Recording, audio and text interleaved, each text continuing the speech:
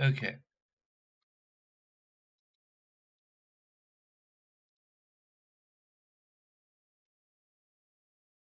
I have video projector ring. Okay. So now we got Kitty here.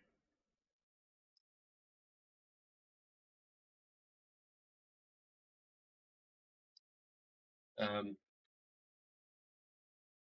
So anyway, to start out, I want to maybe do a little behind the scenes. Um.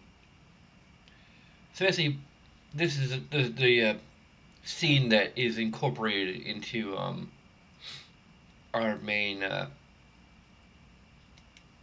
let's play here. I just have a little um, basically the entire chat room thing is just the journal page. It's based on Catherine's journal, which we'll find later, much later, and then a linking book, which I believe is from the original Myst, and just a little transparent window, and I have the actual scene, which I've named Dunny,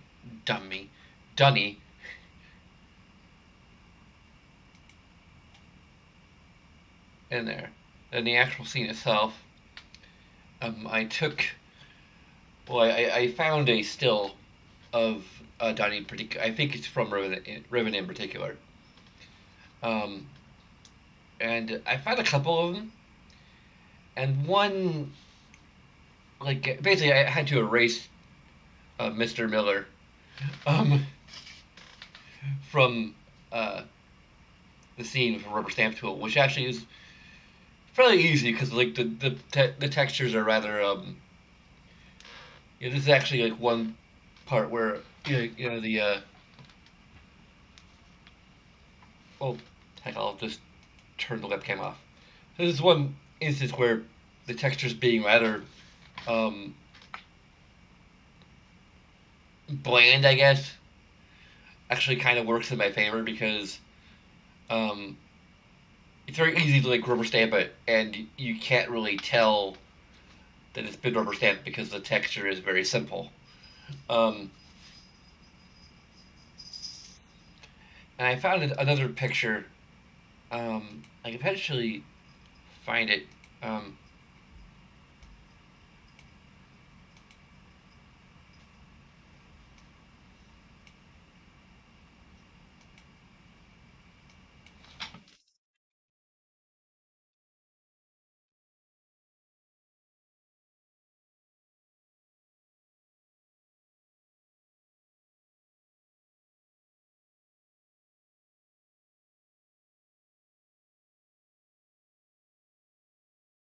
do I still have it? I may have replaced it.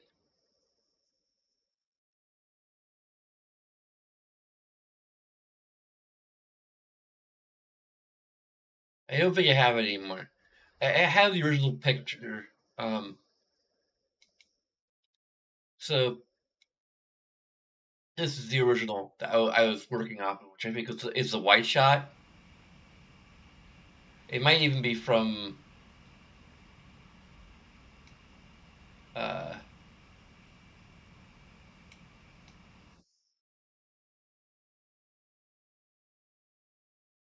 like Real Mist or something. I don't know.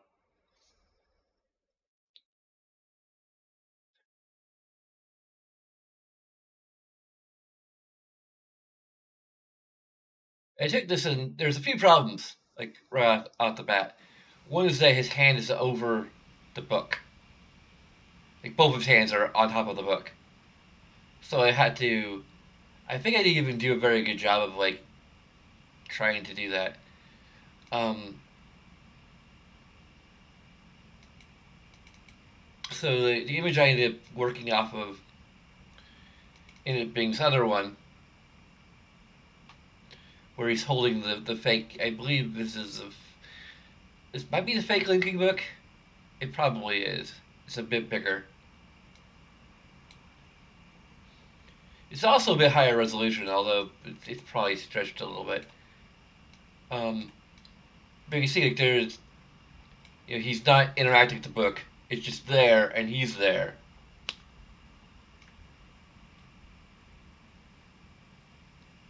So all I have to do is erase him, and uh, that's kind of it. And then like all the objects in the foreground are going to be completely clean.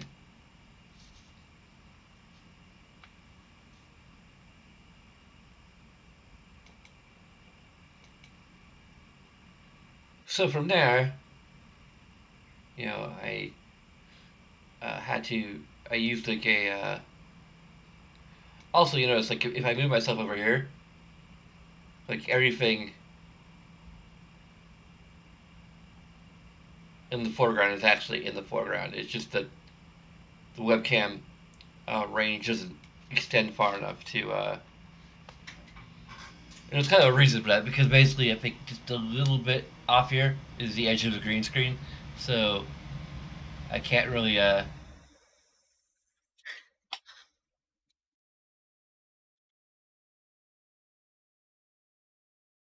really do much about like the fact that my hands disappear off to either side. Um, but anyway, um, so in case you haven't already figured out, I separated the foreground into its own layer. That's pretty much it.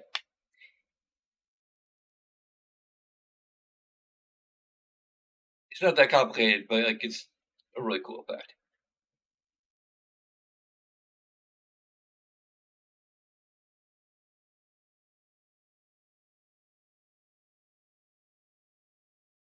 Yeah, I need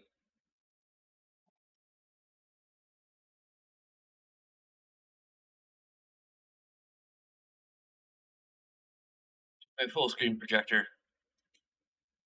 Okay, still feels really weird doing a save game. So okay. Also, just a fun little thing. I got my birthday gifts early. It had to be shipped from Japan because my favorite band currently is a band called a all girl rock band called Guitar Spin. I believe I'm pronouncing that correctly. I should actually do this full screen. Also got like an artboard that was like signed by the band. It's pretty cool, but it's like over there. Um, this is their newest album that came out. Let me actually alt tab again. I just I highly recommend this band. Like even if you're not necessarily into like um like they are not they're not baby metal. They're a little similar to baby metal, but that's it's like they do like jet. They do like a lot of. They're very eclectic. Their single mindset is um my favorite thing they've done. In case you need to know like how to spell it, it's backwards, but it's GACHARIC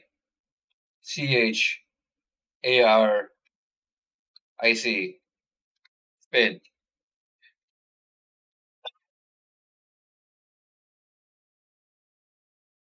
The, what? Focus, focus. Um, maybe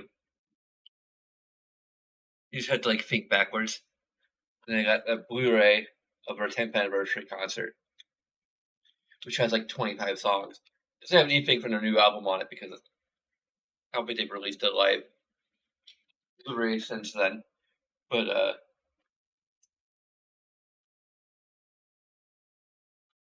little show and tell before we start.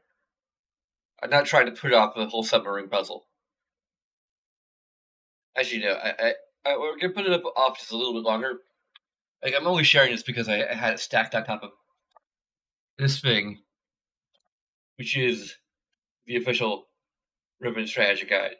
Also shows the cover that like just really intrigued me when I was in middle school.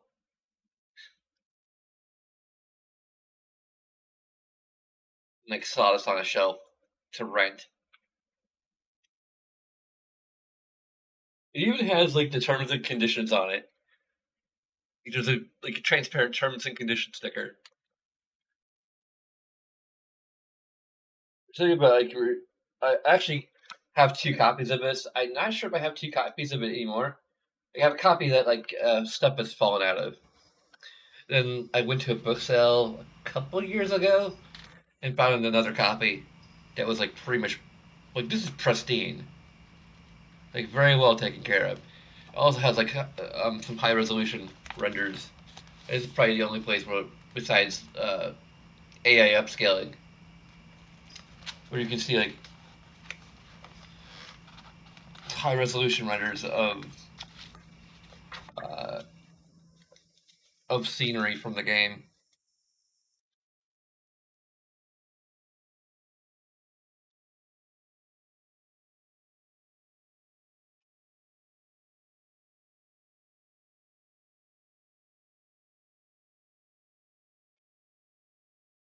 Oh, there's also like some desktop wallpapers and such you can find, but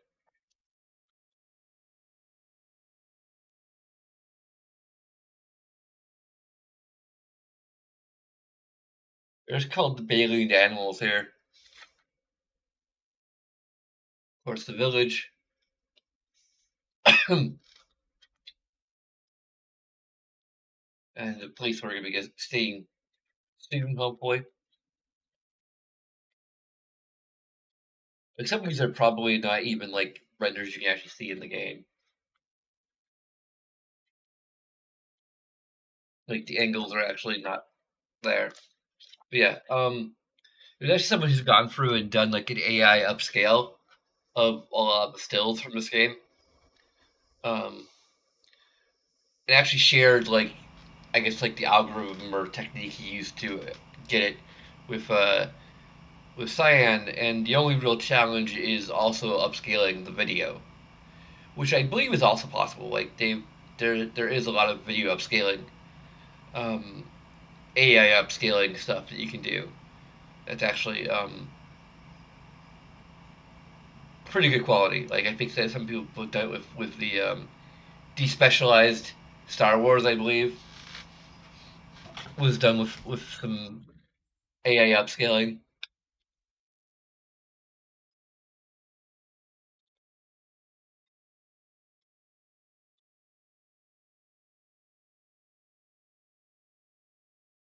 But there's hope. It's just that upscaling the video is an entirely different endeavor. Also, I need to. I keep on getting distracted.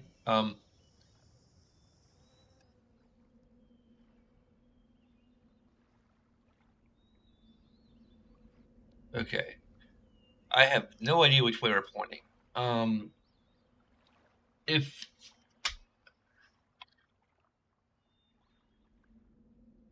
so, I'm not gonna be using this extensively at all. Like I know this game like the back of my hand pretty well. It's just the submarine puzzle. In spite of that, you know, this is why it deserves a negative. Now, granted, this is a fairly simple path. It's a loop with a few things coming off of it. So is it like awful? It's not gonna get. I'm pretty sure I'm not gonna give it a second negative, as much as I kind of want to. Um,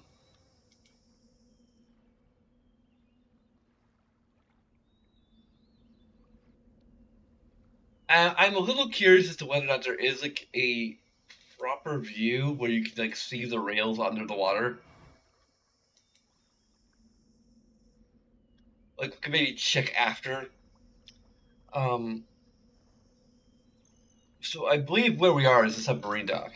So this image is actually already bad. So negative for the the strategy guide isn't nearly as bad as the Final Fantasy VII strategy guide, official strategy guide. But like,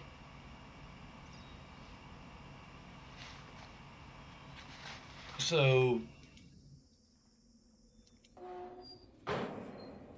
I believe we're pointed toward an intersection. I mean, I guess we'll see because the next node will either depending on which way we're facing, next node will either be a two-way split or it will be straight on.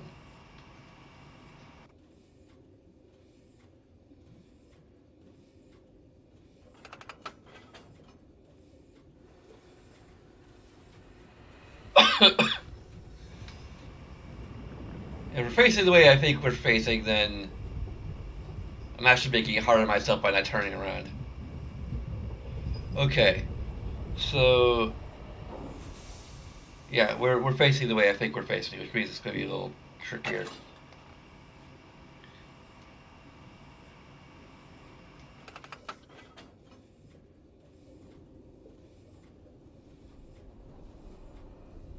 So this should take us to the work to the gallows that already looks like the gallows. If you can see the little like tent pole type thing. And actually, this is another thing they could do, like for a real Riven, is just have somewhere like an office or I don't know where, but have a place where they actually just have a diagram of the rails, and then like you could like make a note of it someplace. Granted, in VR it's a lot harder, but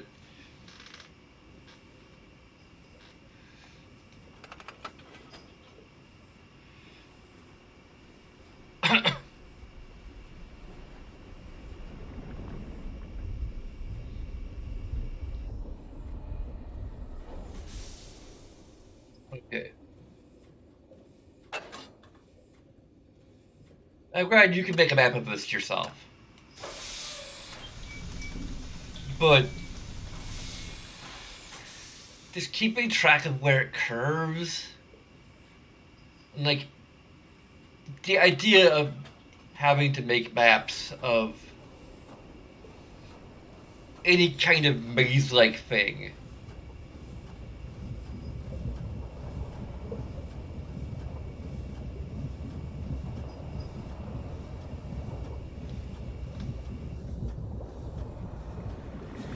And granted, this is more of the labyrinth than a maze, technically speaking.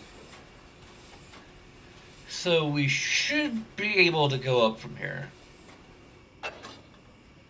Unless I am entirely mistaken. There's something else we need to do. Nope. Okay. We actually have a proper ladder. And plank that's extended. You know, like, the water is like not very clear. So I think even if we looked at the whole arrangement from above, we would not actually see the rails underneath it. Now, granted, in real time, they could, you know, touch up the rendering of it. And that's something I'd actually recommend. Like, even if, actually, that might be the best way to do it. It just makes sure that there is a way to, like, clearly see underneath the water and see the configuration of the rails.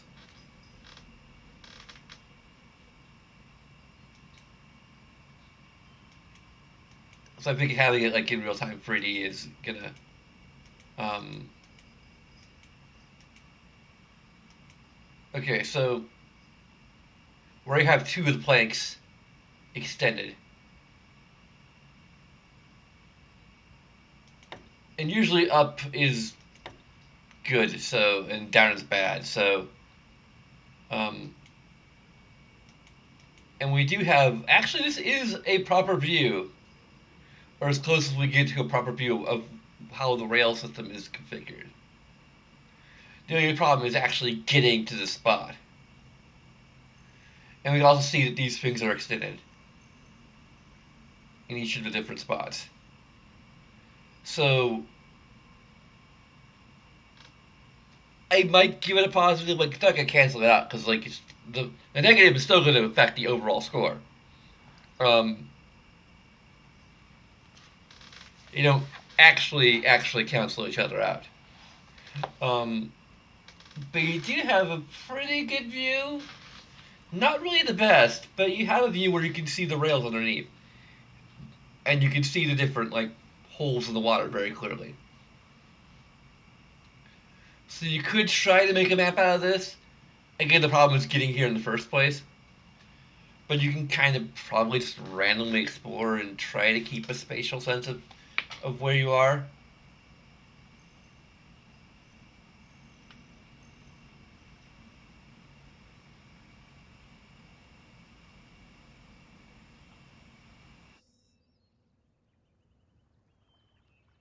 And ideally, there's going to be in the free version there should be more vantage points where you can really see the rails and get a feel for the layout and possibly make notes about it.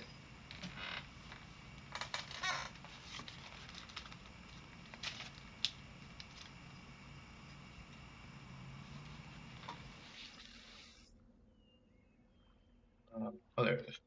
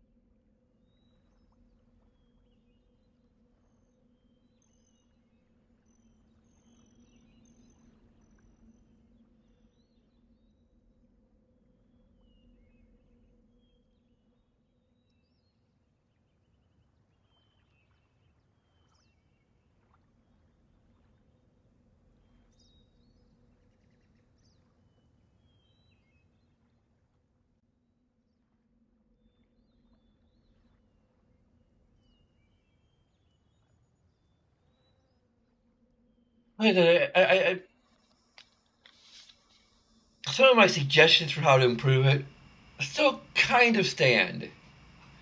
It also would just make sense from a standpoint of what the submarine is kind of designed for. You know, it's designed to get through the stations and between these different stations, and not being able to know what the stations are is like would be a hindrance in real life. I don't think like actually like having also kind of interesting that the ripple effect only is in this little area here. I'm not even sure why.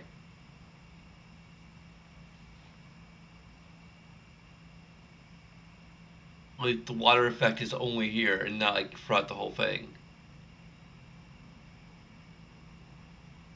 It could be an engine limitation, or it could be that they.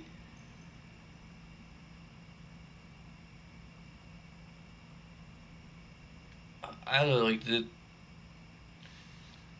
because like this should be closest to us, like spatially. So like, why is it this like corner like literally in the middle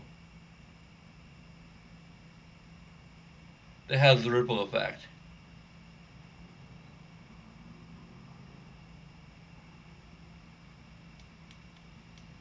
I don't know if it's a bug with like the Scum BM emulation or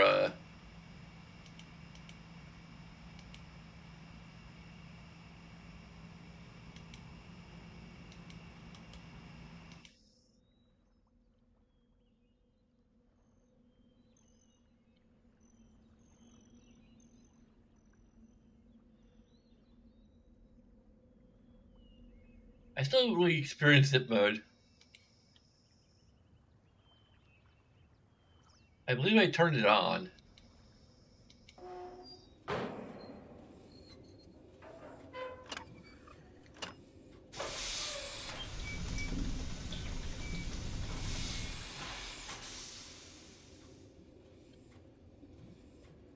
It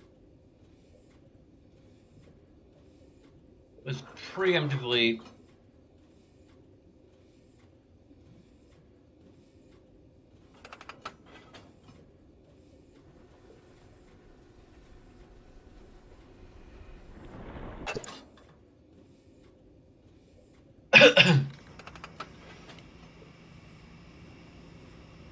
I think you still see a little bit of the bounding box for the lever when it animates. Still contemplating whether or not to give that a negative.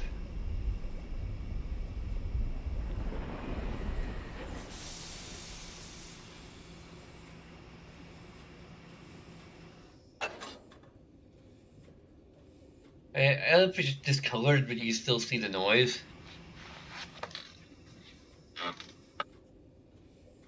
The noise kind of makes it, you know, very obvious that the spot where it's animated is. Um,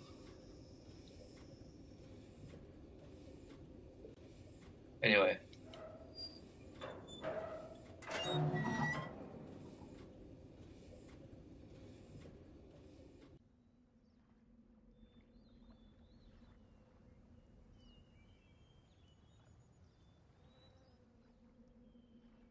okay, so this is gonna get positive.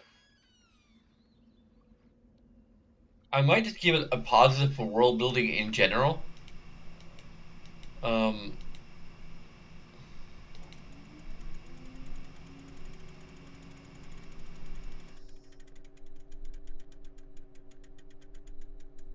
Terekoi Danni, Kibayem Revat, Arroyem Beetig Tavom, Gabodona Gayem.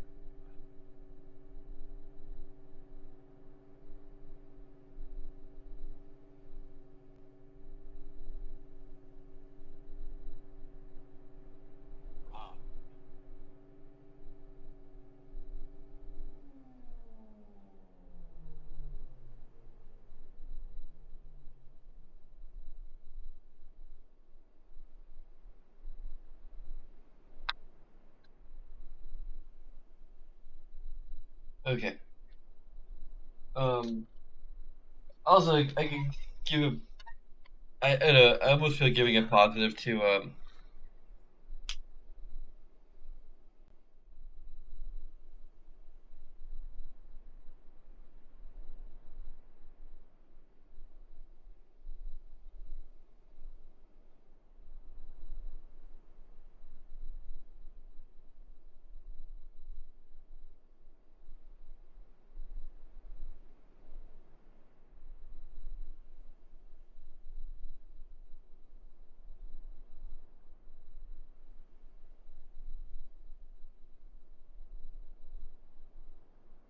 I think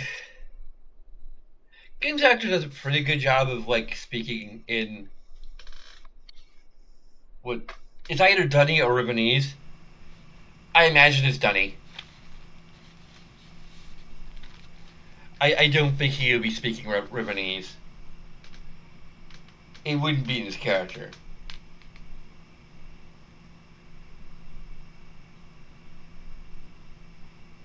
He is far too proud of his culture and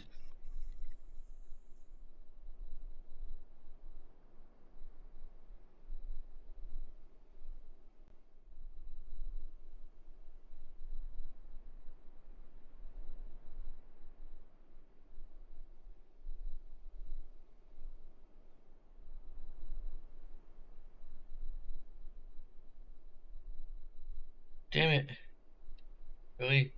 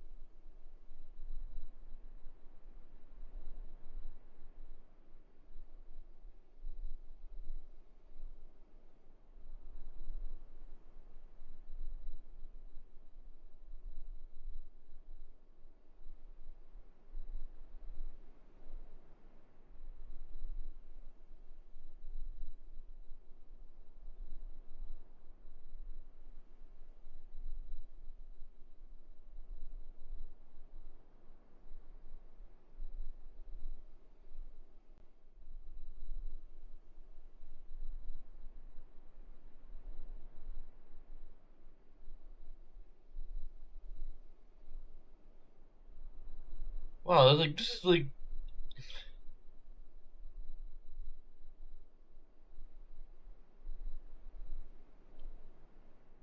it even translates in speech that they make.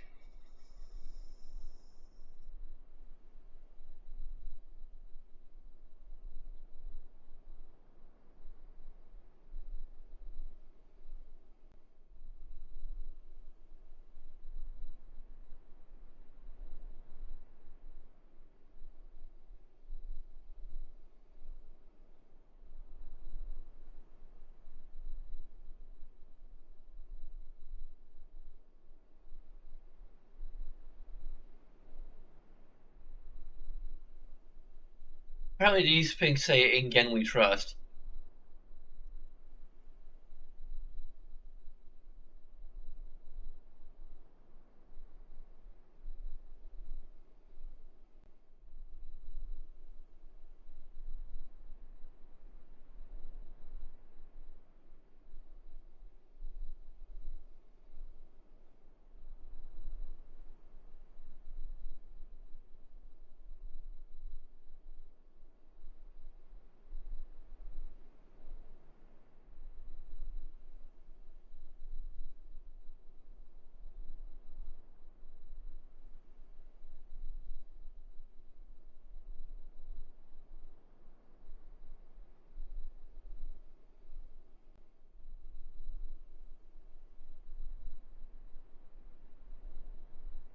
Oh, find it.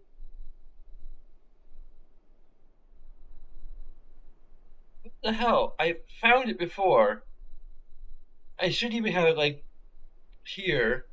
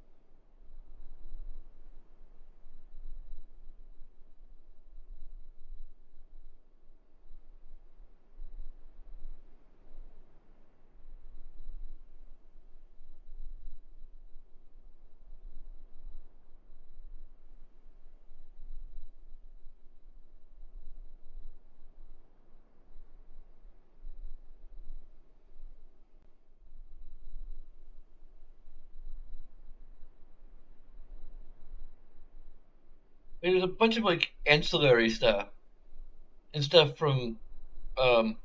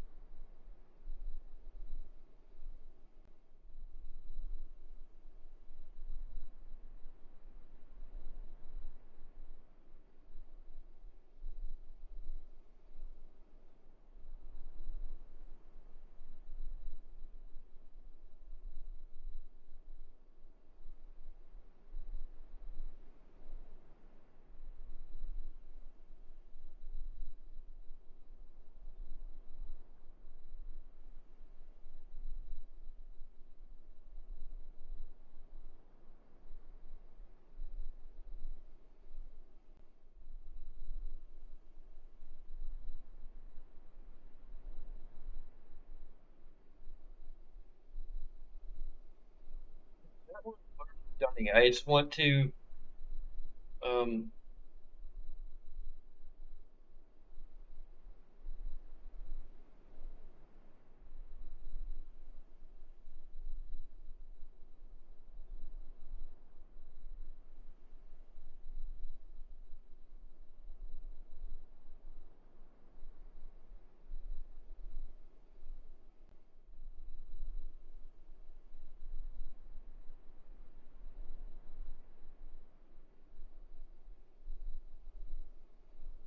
what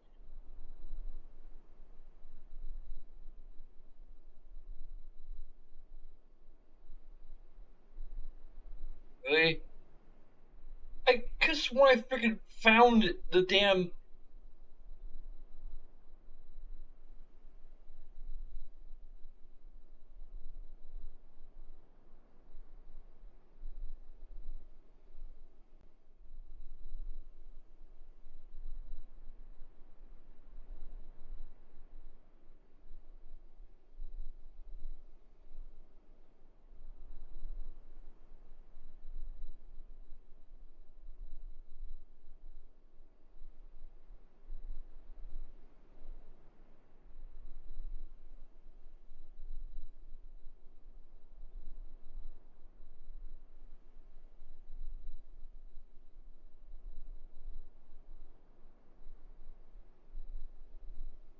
Is there like another page of it? Because this isn't a full comprehensive translation of everything. I found something somewhere that I just can't seem to freaking find.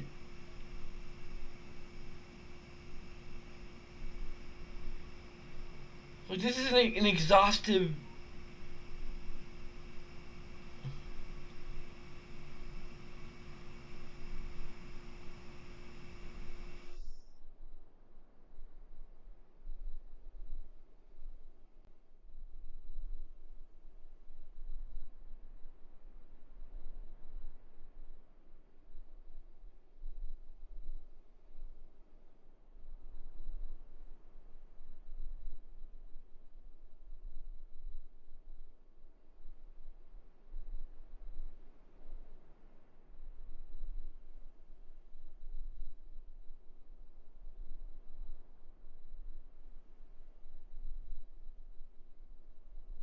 That's just a.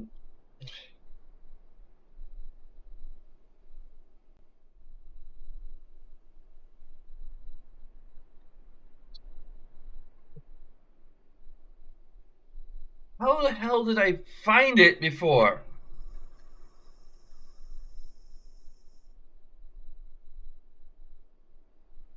Which search terms did I use? This is ridiculous.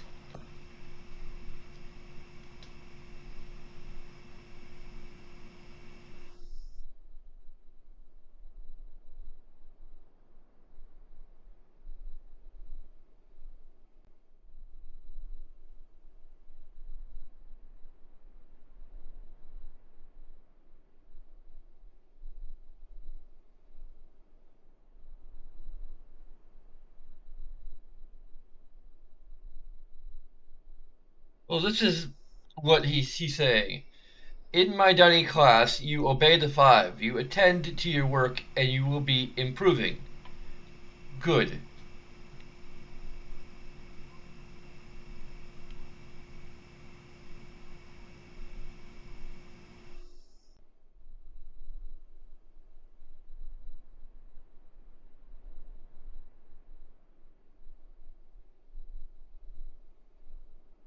Oh, here we go. This is a part of the Dunny. Oh, this is so dumb. Okay,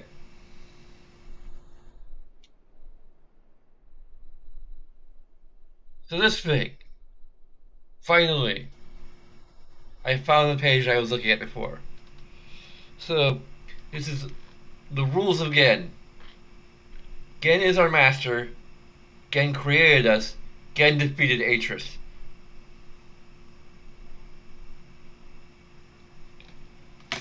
I'm sorry that took so long. Negative information. No. We see like the Dunny letters, but like there's no way they could have actually um you know given us a full idea of what how the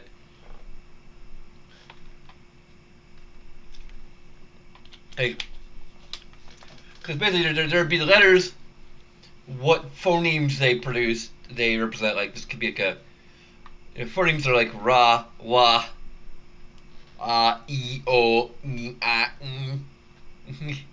like the basic um, building blocks of language.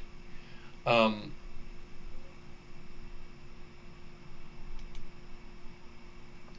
so like which phonemes they represent? Uh,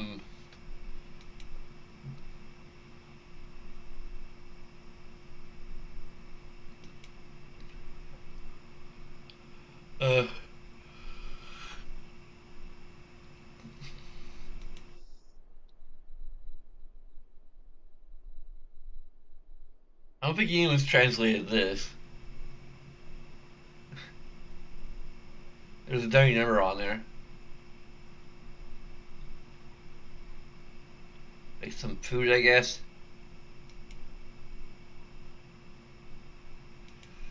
And then like even if you know what the phonemes are, then you just be able to pronounce the words that are on the chalkboard.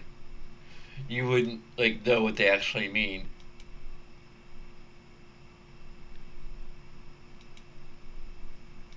Okay, so we're going to do this properly. This is already getting a positive.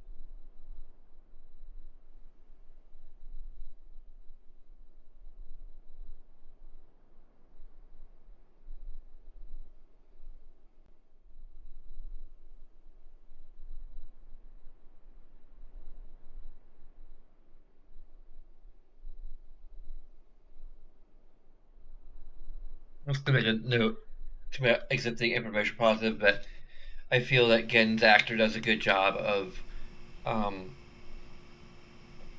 speaking a made-up language. Um, I'm pretty sure there's a particular term for like Klingon and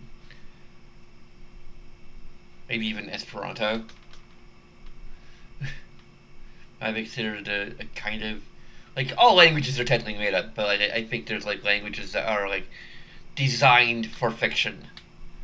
Esperanto would not be designed for fiction, but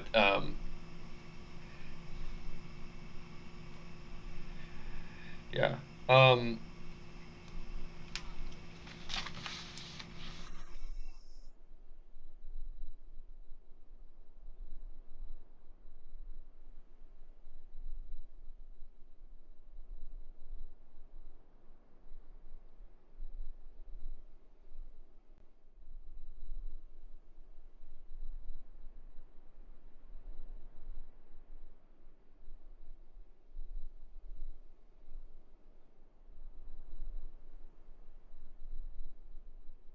Also, I'm gonna give it two information positives.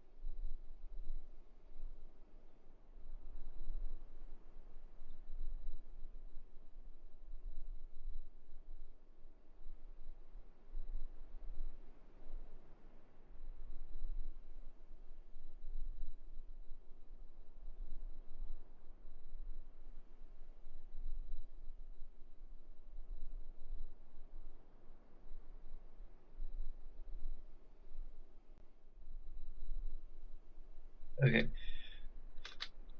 like there's an information positive for just the classroom as a whole, information positive for this thing, which I'll explain.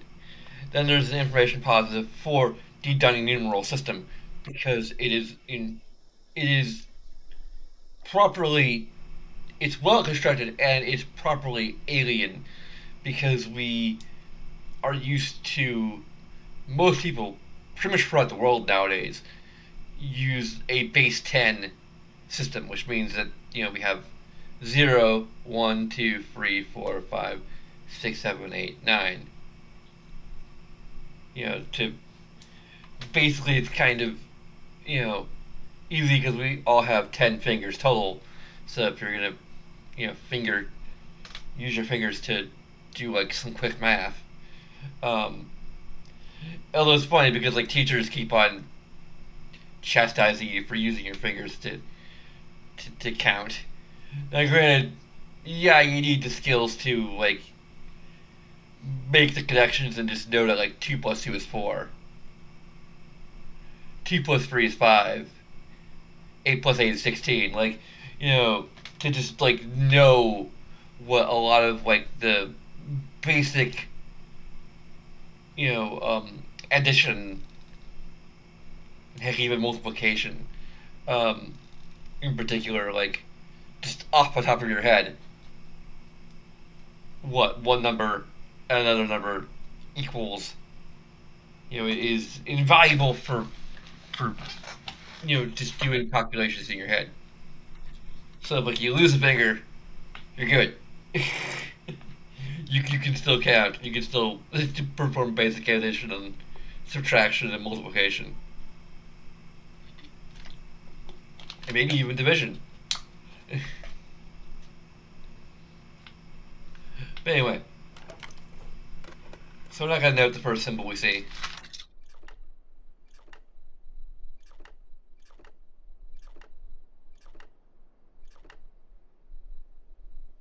So okay,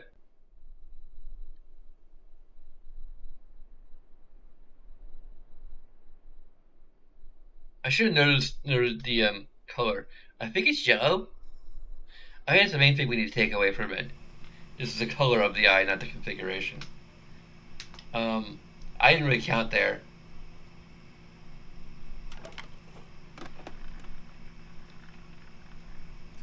1, 2, 3, 4. So that's 4. We haven't actually encountered 4 yet. Um, in any capacity. But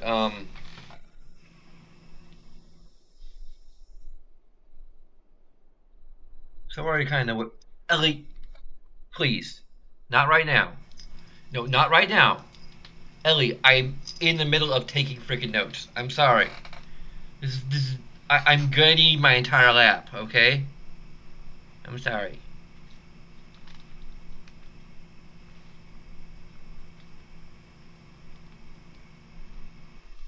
Okay, so we already know what 5 is.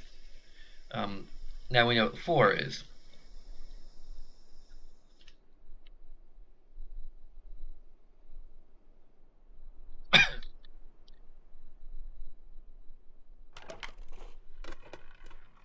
And it teaches, I think, everything between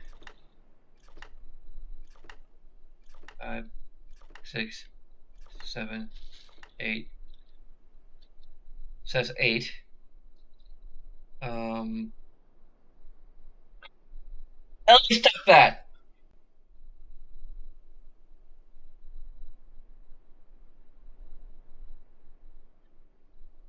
5. I think this is where 8 would be if we're just drawing all of these. Um,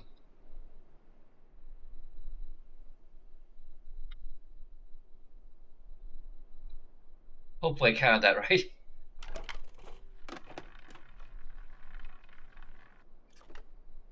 2, 3, 4.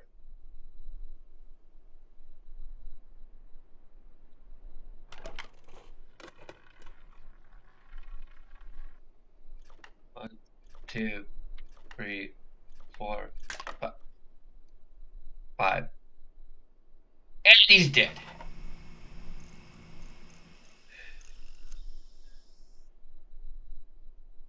And that actually doesn't reset. That's an interesting part of the game. Only the one who dies like gets raised all the way back up. It's like macabre but kind of fun. 2, 3, 4, 5, 6, 7, 8, 9. So that's 9. 9!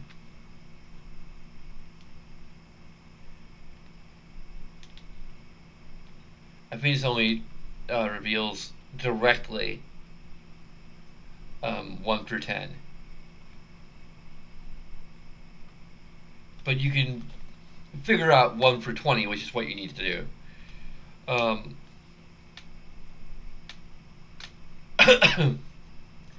Now, granted, this might be a little tricky to like wrap your head around. Um, but you have enough hints, I think, here. Um, we might also be approaching the limit of 2. That's 2.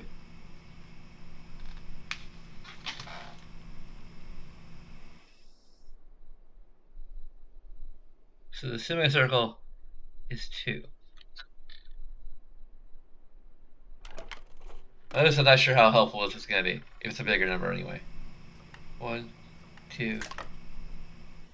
I believe that's free, but we can't tell because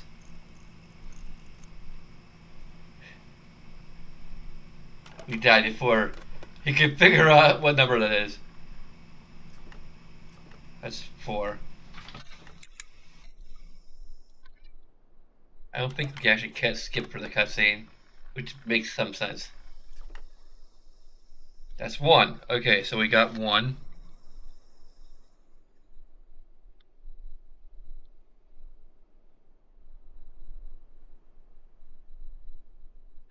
And notice that 5 is 1, but rotated within the block 90 degrees.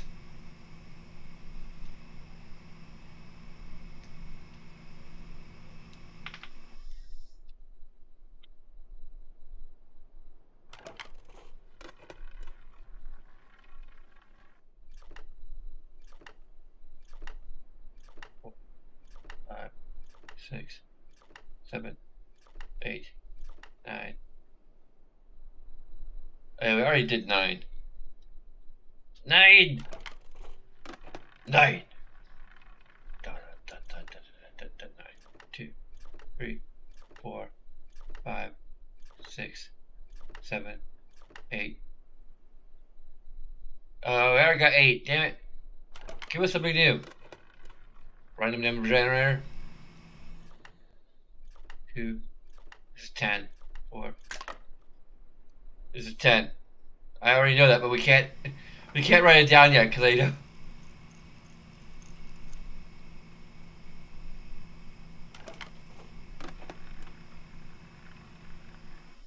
Die before we get to learn. Damn it. Should I give it a negative for unskippable cutscenes?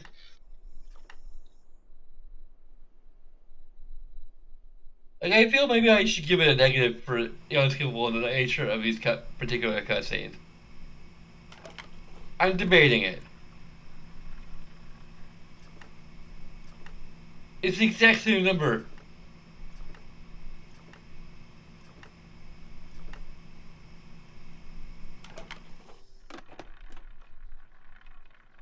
And this is one we already know.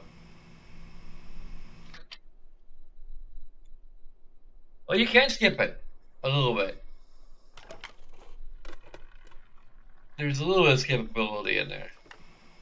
2, 3, 4, 5, 6, 7, 8, 9, 10. It is actually 10. Huh. That's 10? Oh yeah, that would be 10. Okay. Good thing I didn't note that down as 10.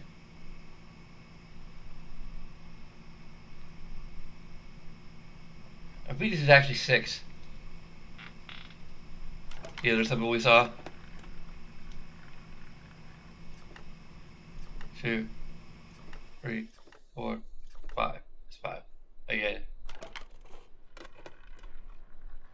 We may not survive this one. It's a number we already know anyway, so.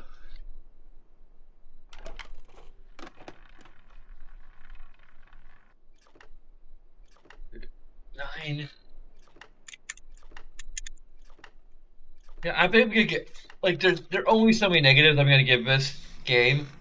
So even like the most minor infractions are still gonna get. This is a control negative.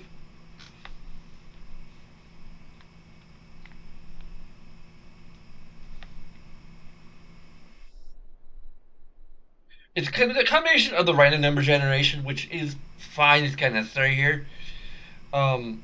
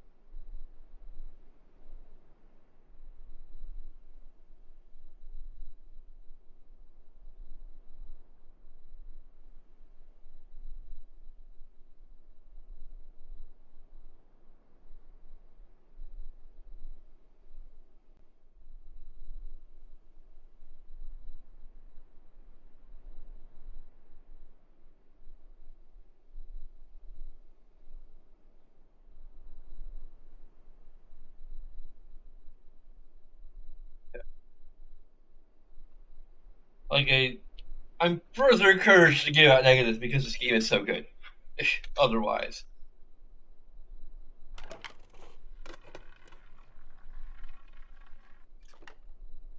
2, 3. That's free. Okay, so we can already tell what all the symbols we found so far are. So the frog is free, and the beetle is 2. And we could probably already kind of figure out what the next set of numbers are at this point. Um, we could roll the dice, and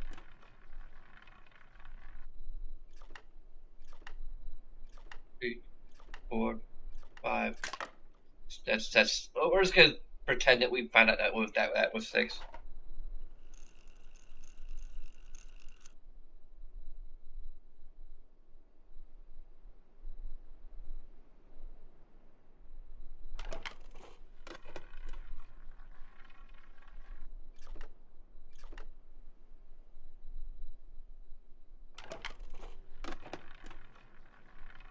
There's some discoloration there, definitely.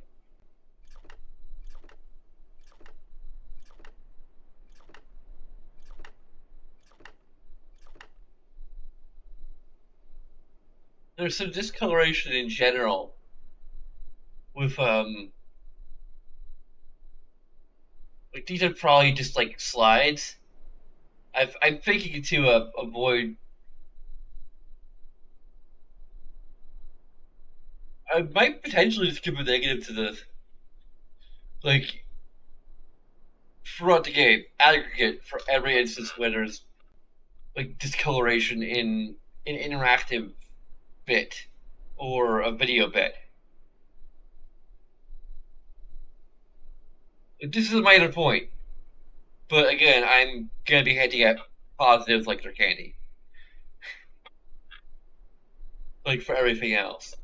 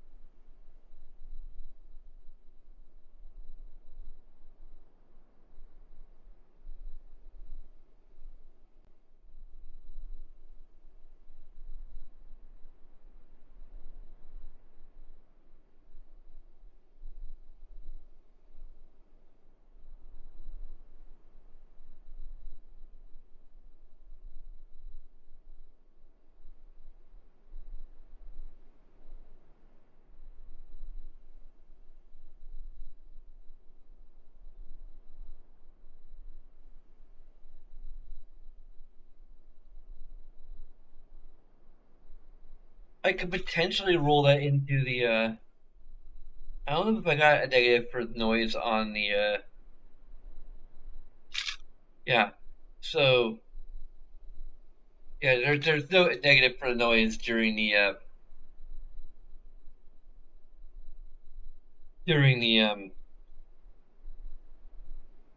one segment, the matchup segment. So this is gonna include that as well.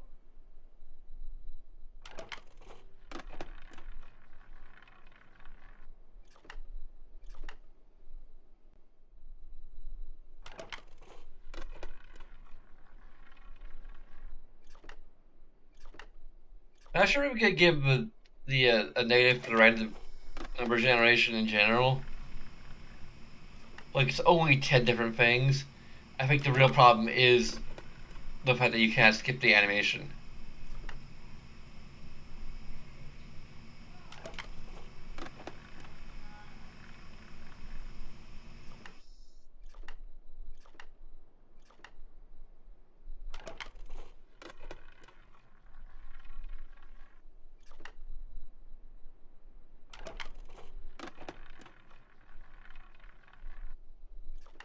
Here we go.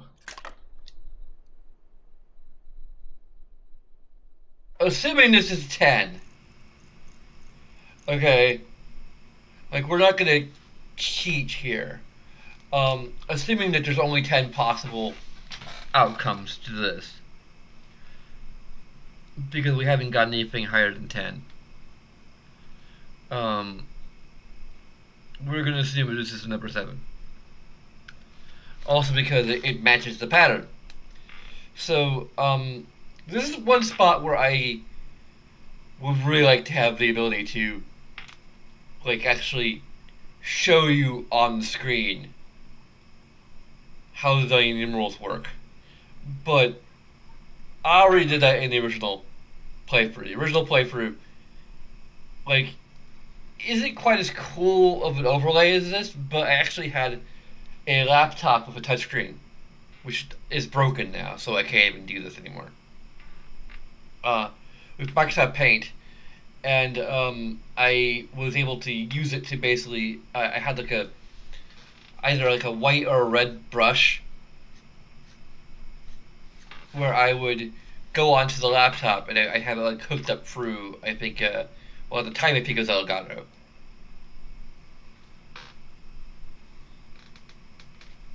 But I use it to like actually draw over the screen and like demonstrate like create notes that way and like kind of demonstrate um, various aspects of things. Um, but basically, how this number system works is that you have basically four different number symbols. Technically, it's technically base five. I think is what the term would be. But there are only like actually four numerical symbols. Um, so there's like a straight line for one, a semicircle for two, a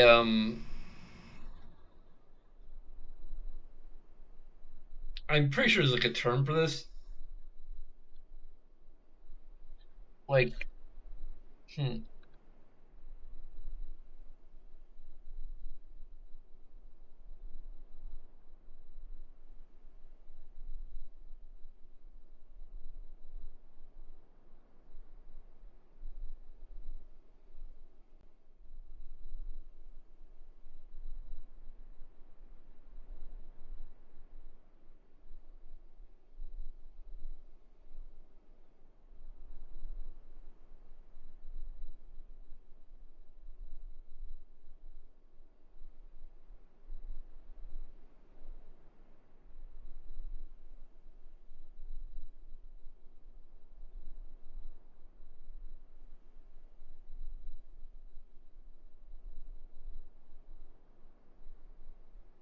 um,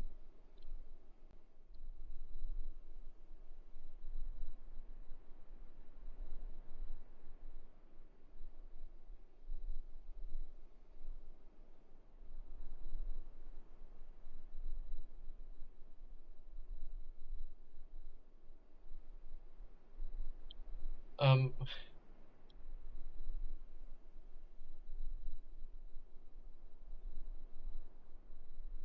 I wonder if there's no, what is the term for this? I guess this would be a greater than symbol or less than symbol.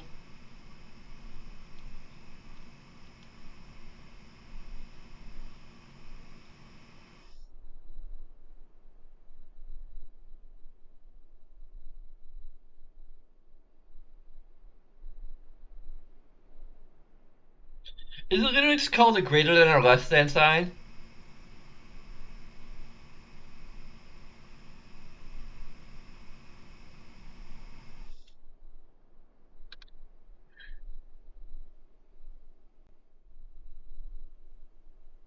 Depending on how it's organized, it's either a greater than or less than sign. Um, it's equivalent. And then you have kind of a rectangle. And you have your base thing, which is it's just like the pillars of game design, and like the you have the design on top, the interaction and information, and then the presentation. So like Dunning numerals are a good way to are a way to or the Dunning numeral frame anyway is is a so anyway basically you have the you have four symbols or four kind of shapes basically. Um,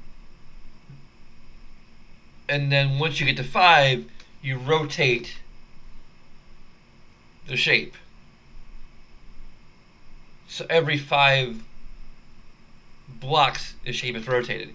So once you get to 10, you do like a rotated version of two. And then you overlay the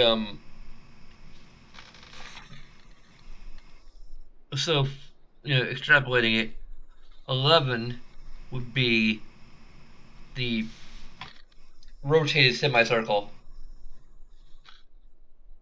plus the symbol for 1. So this is 11, 12, 13, 14, 15.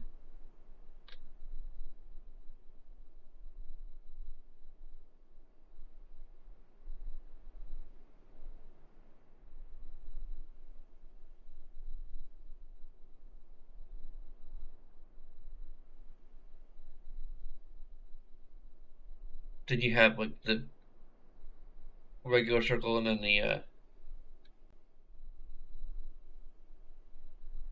two circles here and 13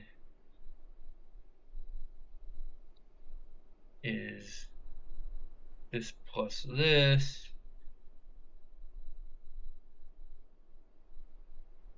I think we can go all the way to 25 actually.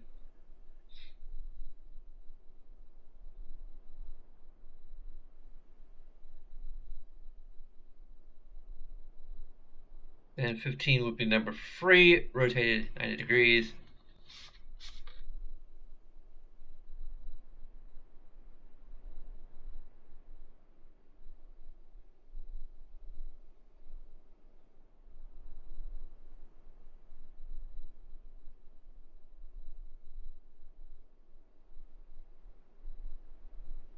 And when it happens after 25, it's kind of nebulous. Um,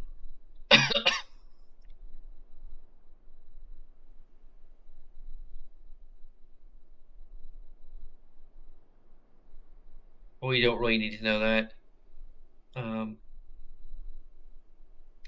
for the sake of puzzle solving.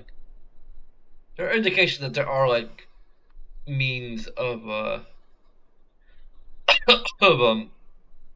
going beyond 25. Um,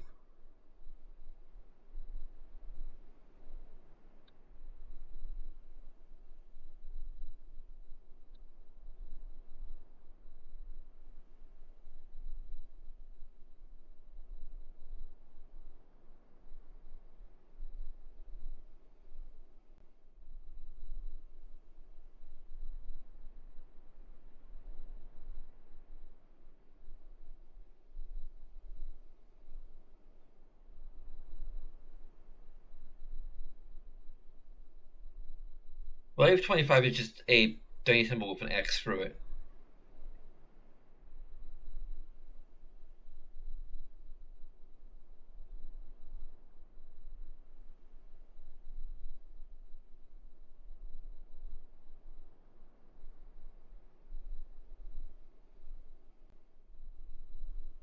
A frame with an X through it. No way of actually determining that aside from if you encounter a identity symbol that you don't recognize, that's 25. That's the only minor flaw in it, and that's not even worth a negative.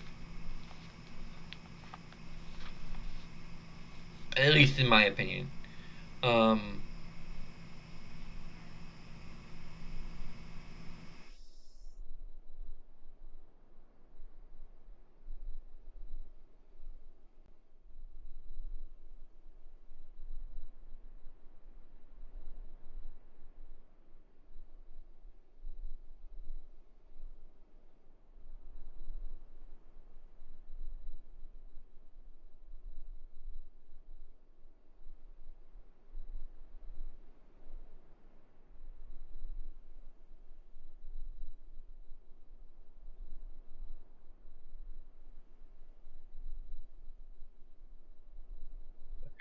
was 21, 22, 23, 24,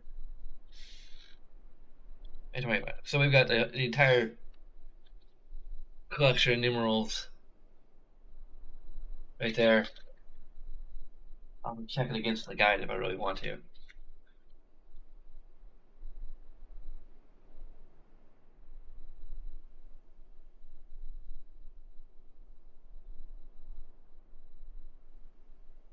Yeah, they rotate 90 degrees counterclockwise.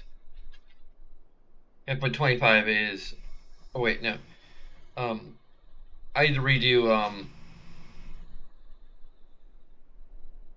It's Warface get a little tricky because I forgot it's counterclockwise. So the box actually ends up up here, if you can imagine. Um,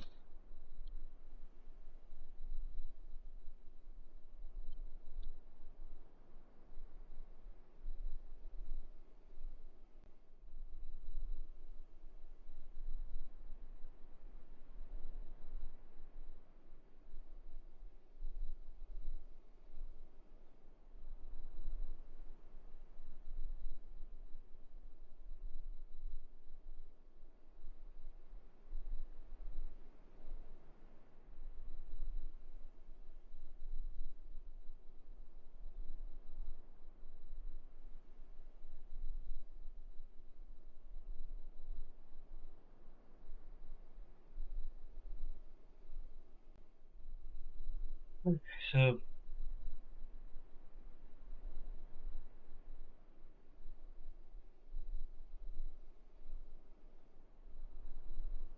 oh wait, no, it's like this. Okay, I'm getting kind of confused here. I'm confusing myself. Um,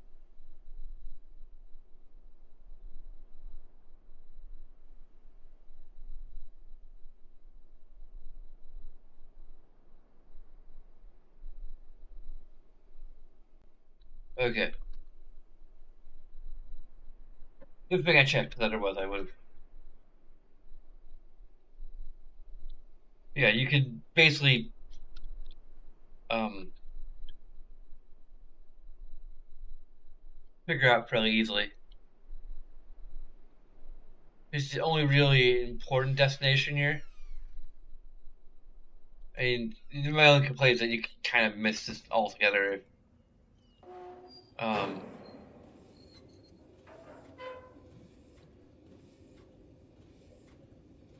we're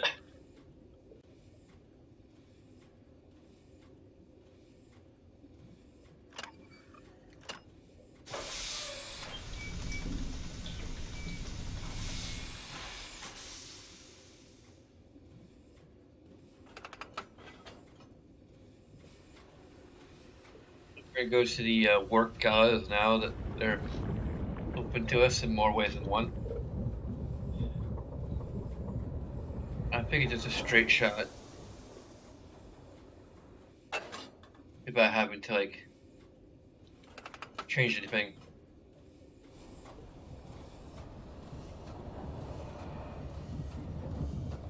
And you can definitely see like the edge of the box there for. I mean, you kind of be paying attention, but like once you see it, you can't really unsee it.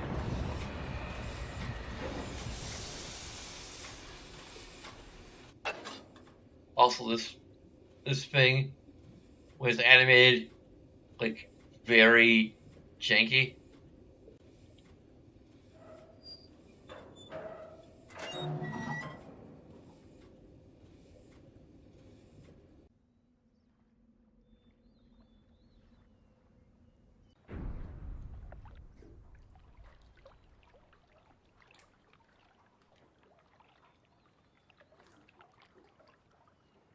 There's number 5 again.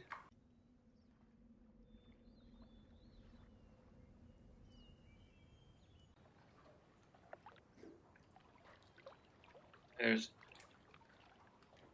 this thing, which actually, if you click on it, you go to a perspective where you can clearly see it.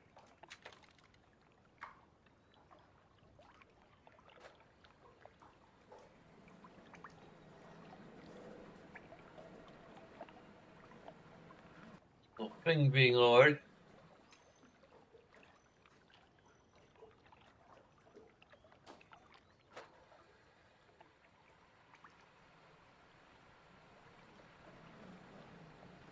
I believe we're kind of hanging on to it for arms or something. Like we have a lot of upper arm strength here. Either that or we have really good balance.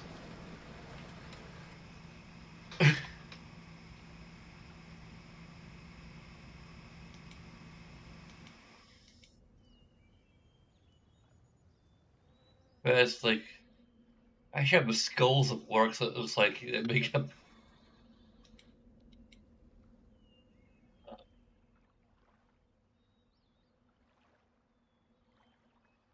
But there's its coloration again.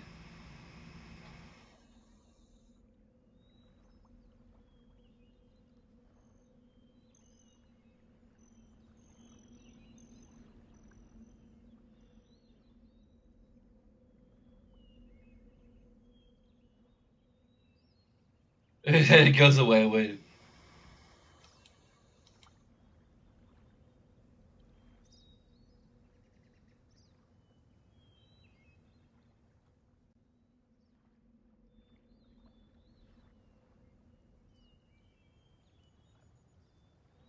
there's multiple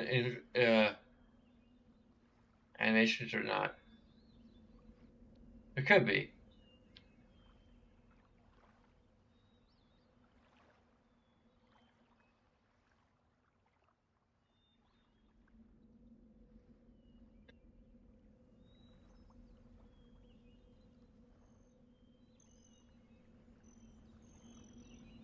I mean, push but there's a bit of tiny text up here which we absolutely cannot read.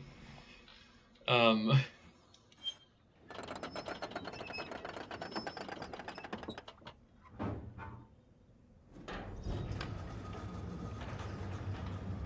hey, we can rescue this prisoner. Isn't that great? Where did they go? Oh well. There's something we could do here that create a shortcut. I might give a control positive to shortcuts being in the game in general.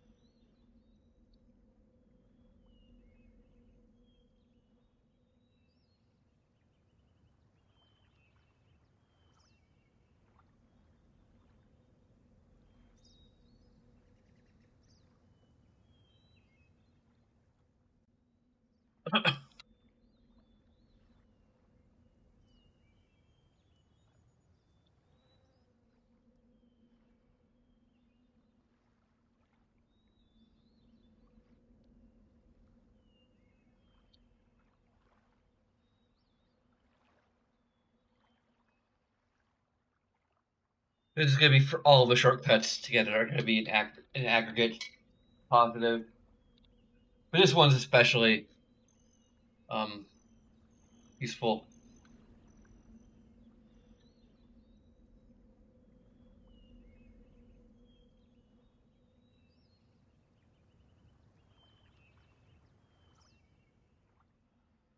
Completely,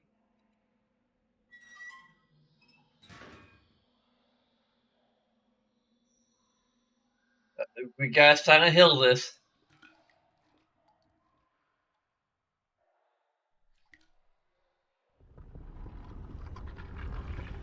Silent Hill 2 this. Reach into the murky water. It's not quite like Silent Hill 2, but like having the prisoner in there is like okay. Um,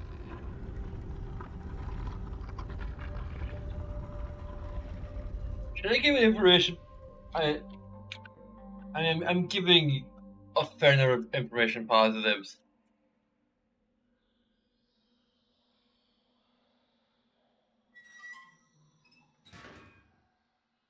Again, the information positives are going to far outweigh the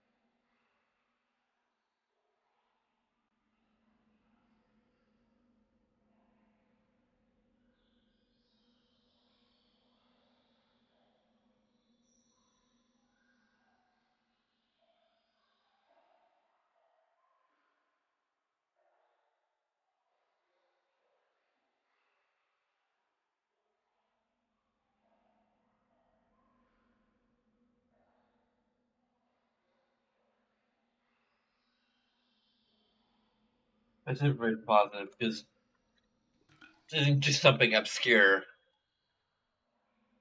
that you wouldn't know was there. You are aware of something that needs to be investigated.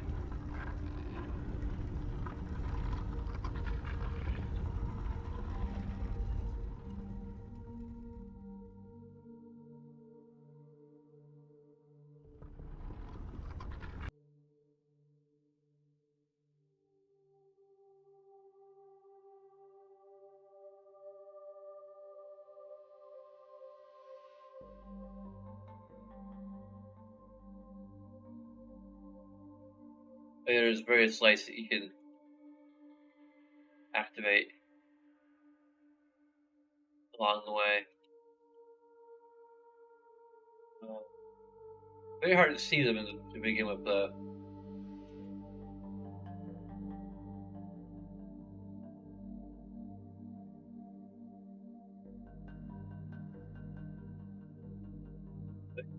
Right?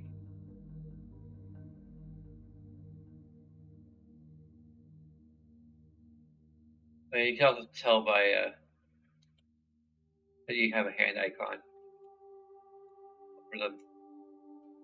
Actually, kind of impressive. Like when you really think about it.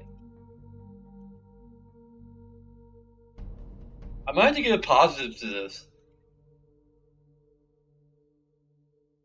Like not only do you have like the open hand when you go over them, but like just the amount of effort that had to go into like lighting it from every angle based upon whether each light is on or is off or on.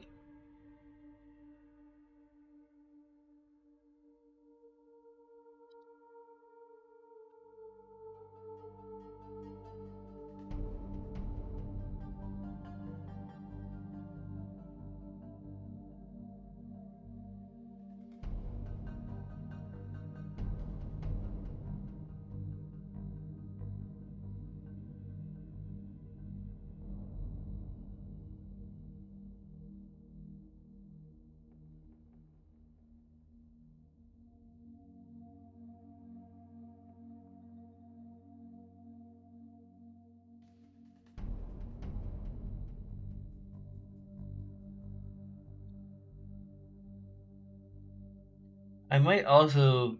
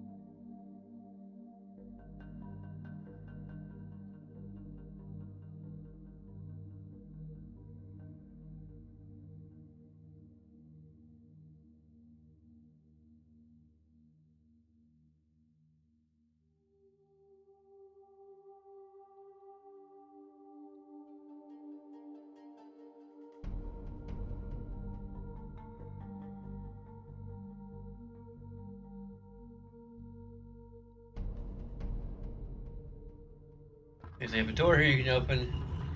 I can't quite solve this puzzle yet, but at least there's a handle there.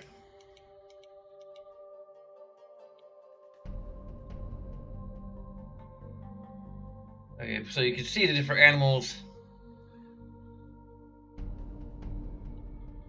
There's the whale. You can raise or lower it.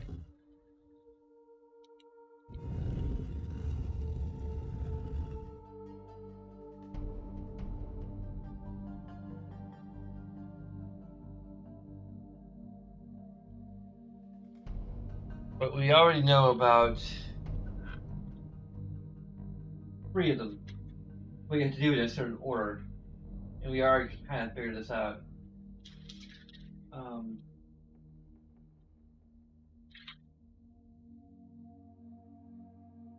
we know what the third one is. We know what the fifth one is, and what the second one is. We don't know about the third or fourth.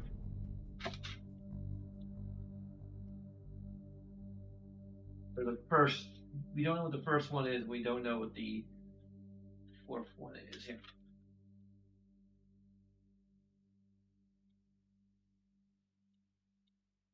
But this kind of tips us off to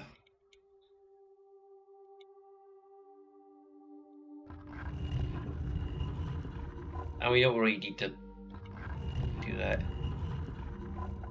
We'll just leave it like this.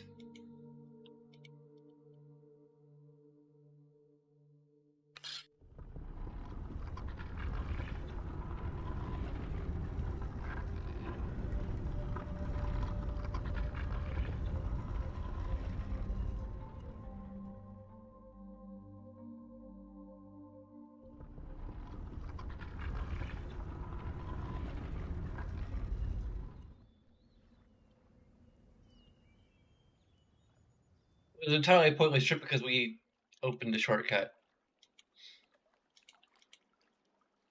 I want to, just for the sake of thoroughness, um,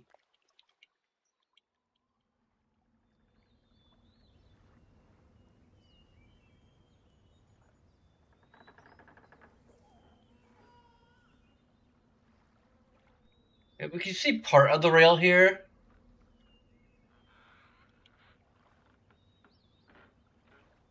but not really all of it. We can see where the circles are, but yeah, we can't really make out the rails from here. I think this is probably a spot where the iconic render take for promotional and box art is.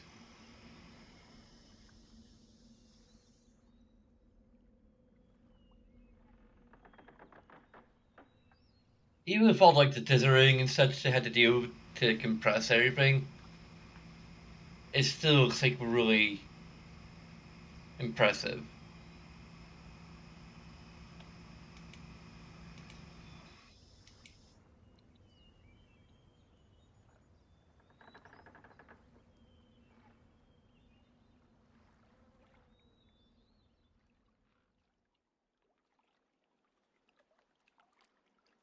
I mean, only spots sort of like it looks a little weird. Is it, you get a little bit of I'd say like aliasing here.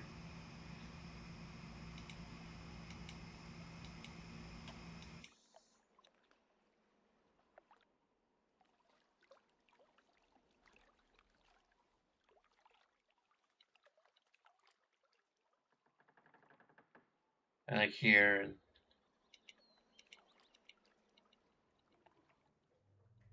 I think we're done with Jungle Island for the moment.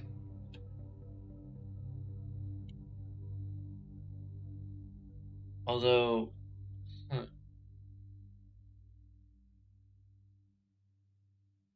there's still one more symbol we haven't found. I think I know one of them is missing, but I can't remember. Um,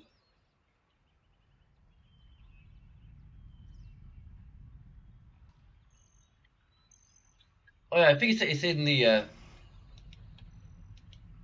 in here somewhere.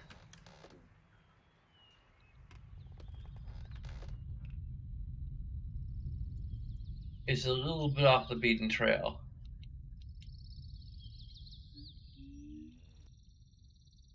and it could result in a negative.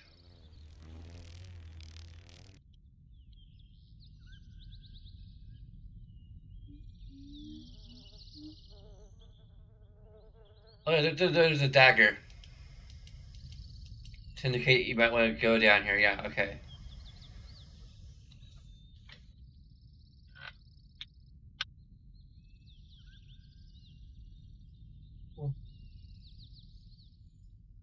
For the information positive for the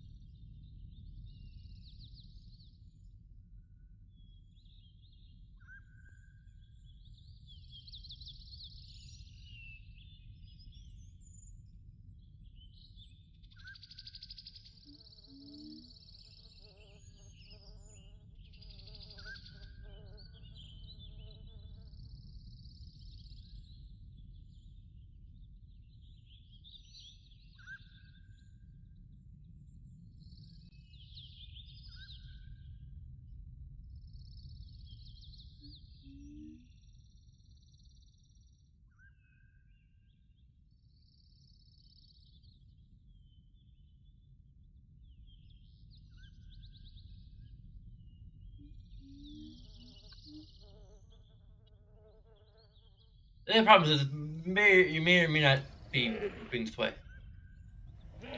And it's the sound of a center. I don't know if there's any like clue about it being the center or the plesiosaur. And this would be the symbol for uh, 4. Now, granted, if you're concerned there's probably 5 of these, you might be a little confused, like just hunting all over Jungle Island for the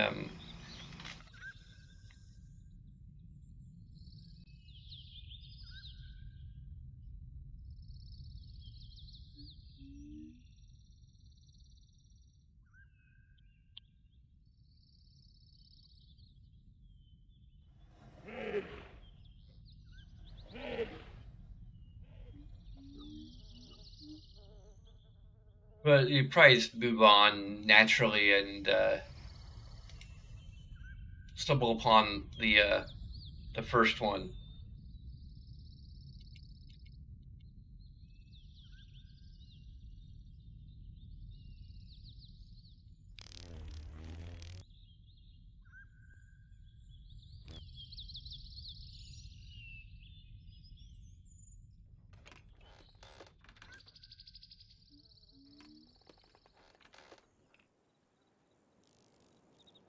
This might actually deserve its own positive.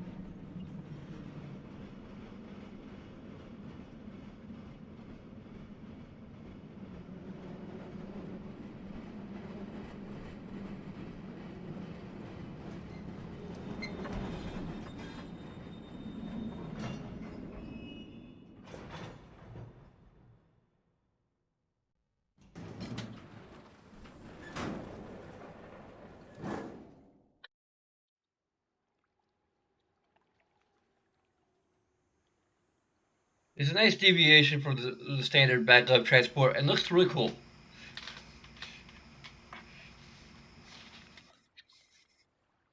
This game is not going to be getting very many negatives compared to the positives.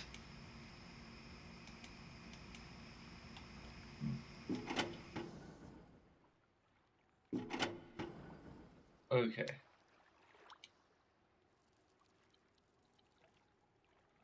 What time is it? Okay.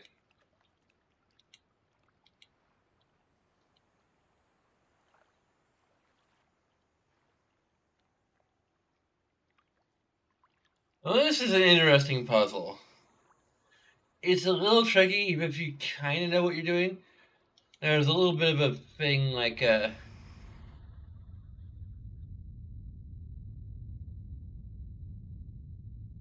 think this gives power to the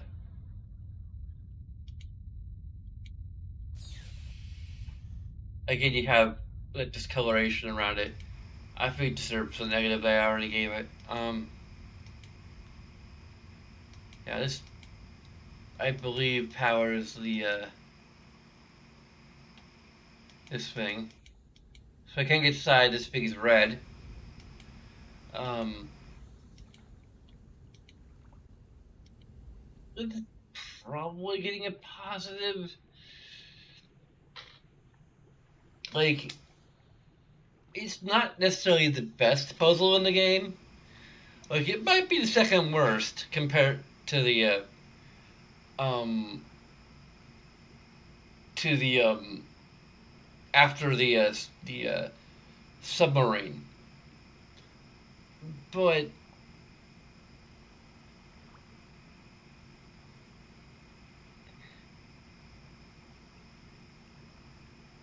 it's more tricky than anything else because there's just a lot of stuff to interact with. It's not always clear what these things do, like how you're meant to get through this.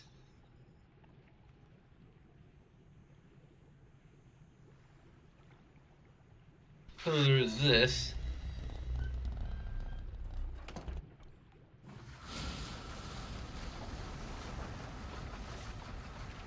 which drains the water. I'd hope that in uh, the 3D remake, you'd actually see the water coming out.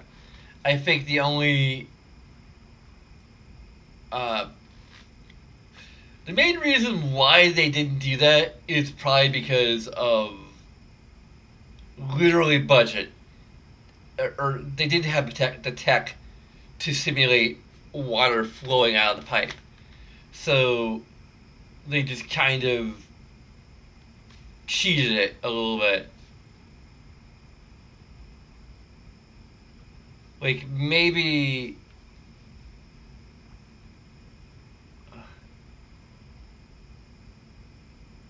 also not sure it really makes sense that it would drain that way. I'm not even sure. I'm not sure what the physics of it. To be honest, it causes the water to drain.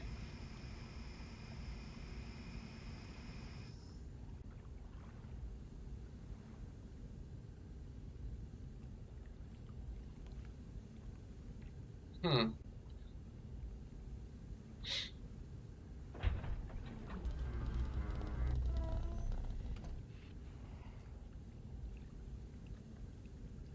And then the water doesn't refill when you. No, it does. Okay.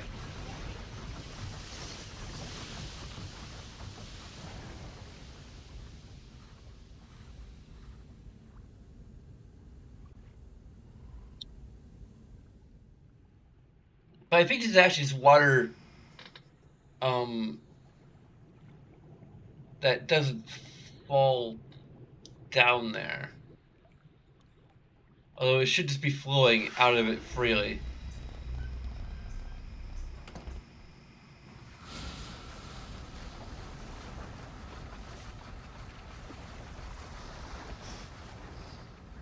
I think the general idea is that that is sending water down into this pool, and it's just there's naturally a drain system in there, so it's just cycling water into this thing. But technically, it shouldn't stop the water from flowing down the pipe.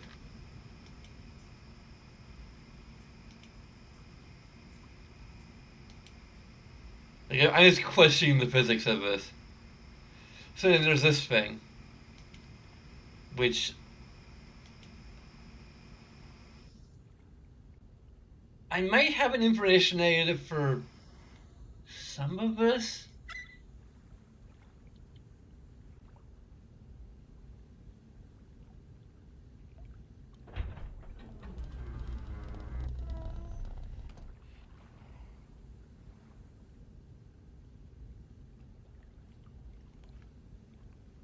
I don't know.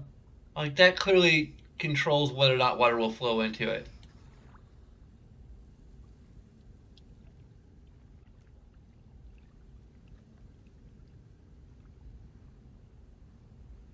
Also, yeah, sure, there's a little bit of a negative effect that these are not like seamless.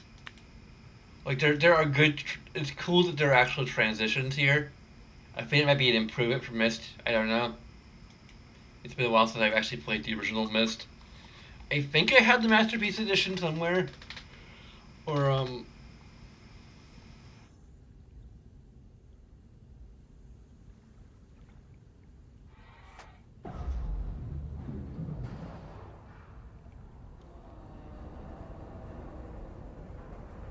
the platform you can raise up.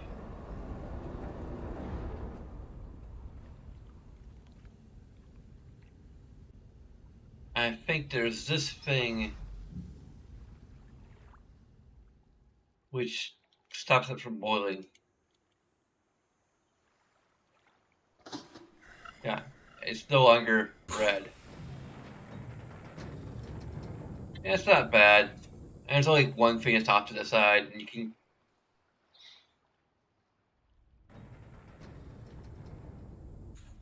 kind of quickly tell what's going on there. We can actually take a look at from there. Man,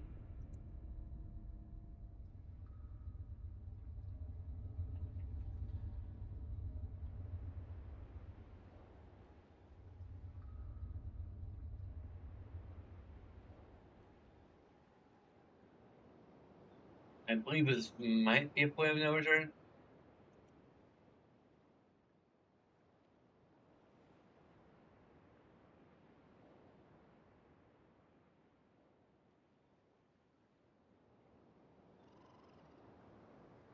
Alright, here's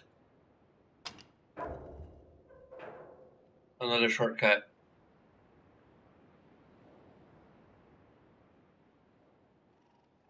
I don't believe the path we got here from is actually something we can go back to. Oh well. Um,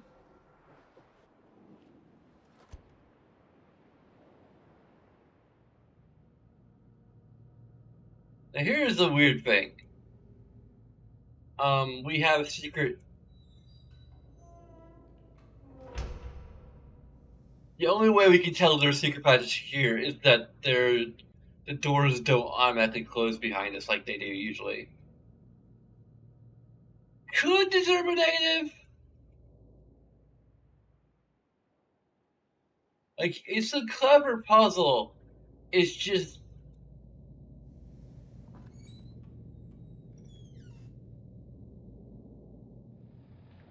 my desperation to think of anything negative to say about this game. What?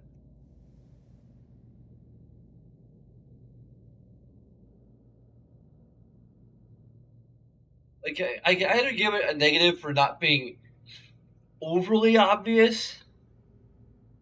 Um,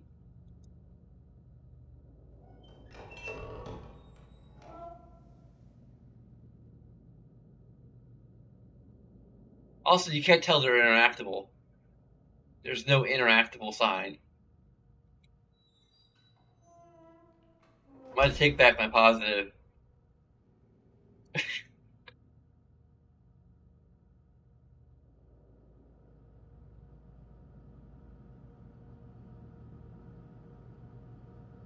This is well. There's two stages to this puzzle, I think.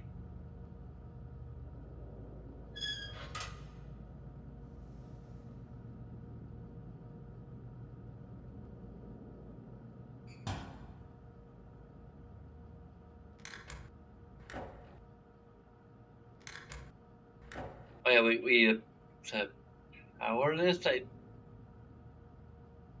forget how we turn this thing off. Oh yeah, there's like I think there's another steam thing.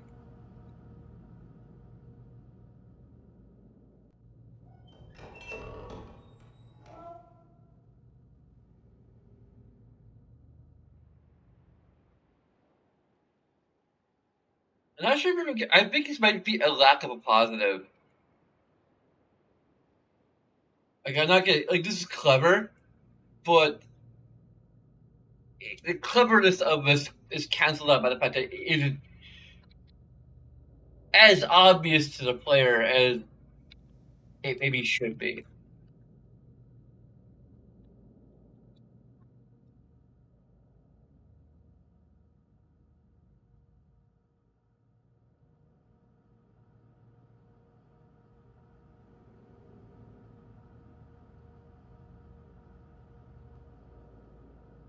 If we can do anything here. Um,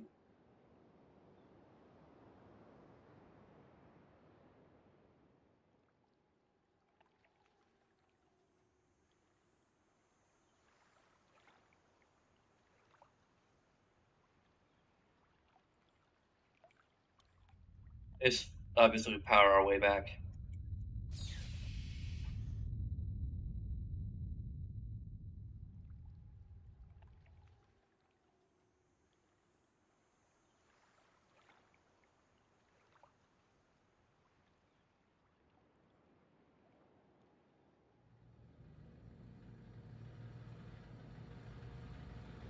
And you can also hear.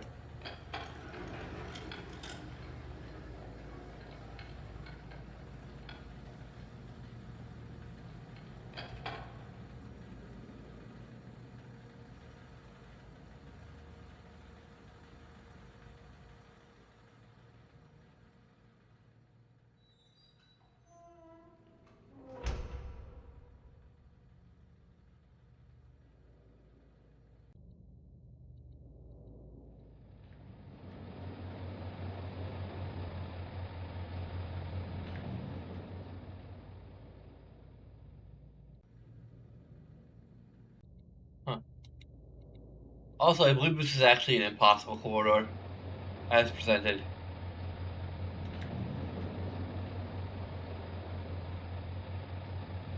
Oh yeah, and they fooled me once.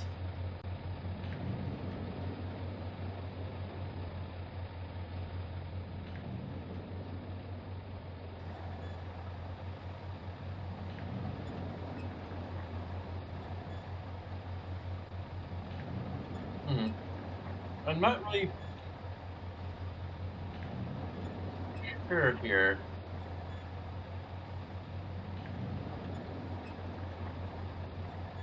Most of the fully closed. Maybe the symbol does mean something. Um, it's important. This means something.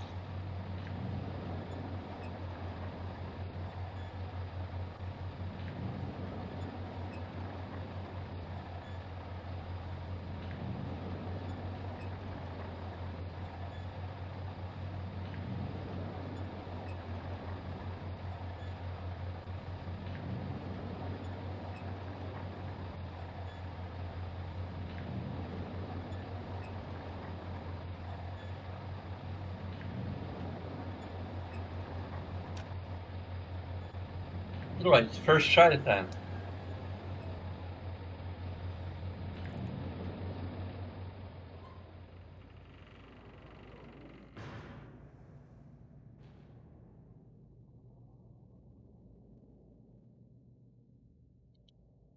I think we're going to end up pretending that we don't um,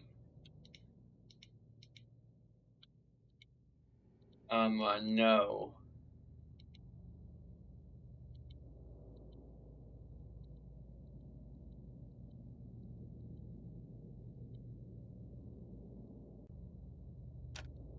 Have what appears to be a book in here.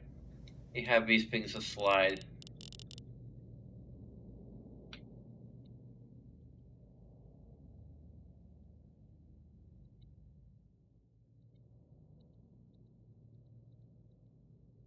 I have to give an information positive for that when we get to it.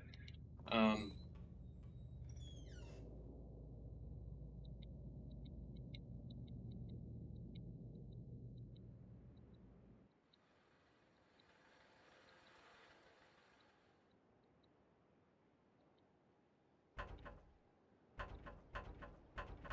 it's locked. Um,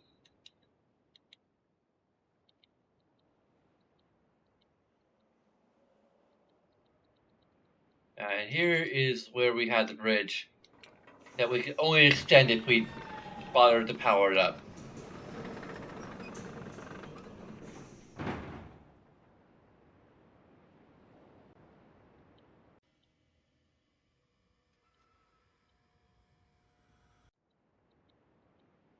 It's still kind of useful, so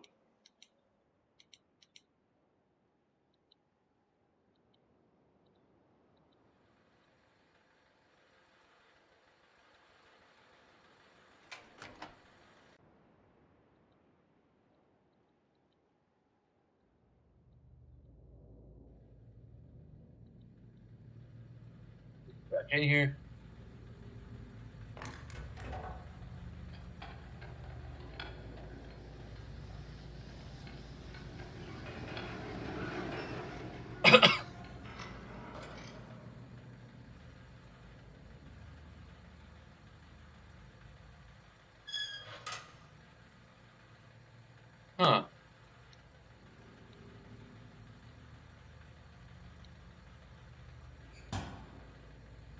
Oh yeah, we had to have it open when we lower it.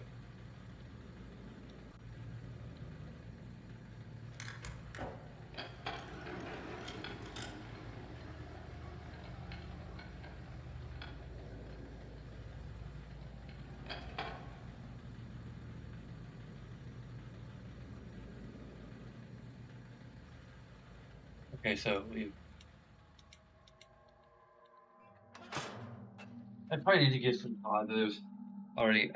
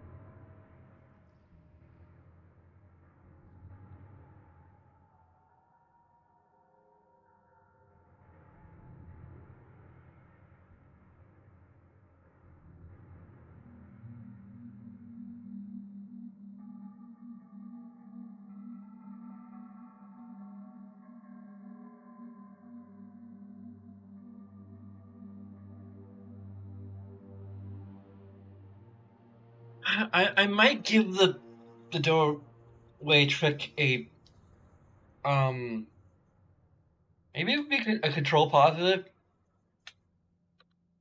Could be information. I'm not sure.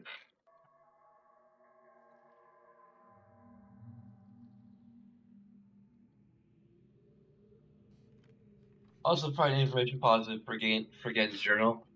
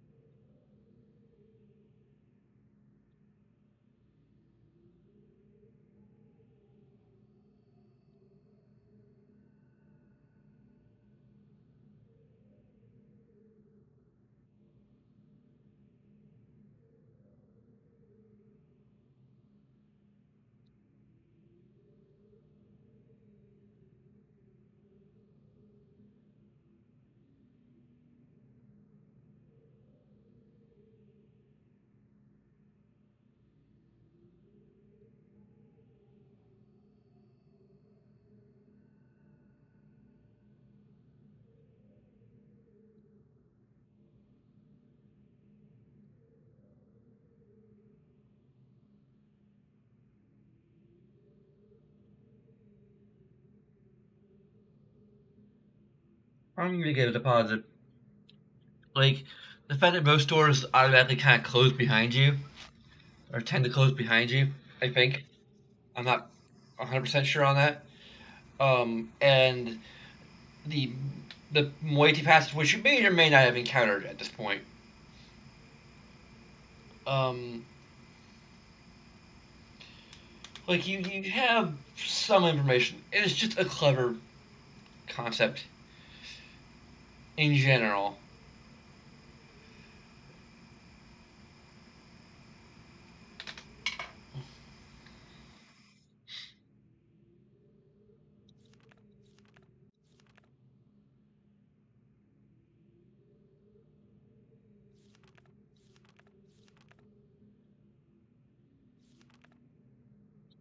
I also like how each page is actually like a unique texture too.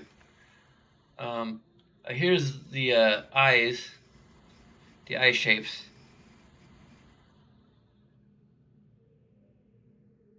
Actually, six eye shapes, but I think only five of them are relevant.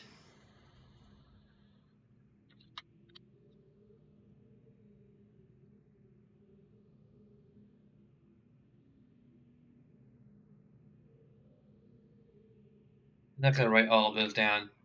Um, this is the I think it's the 233rd, if I remember correctly, just by memory.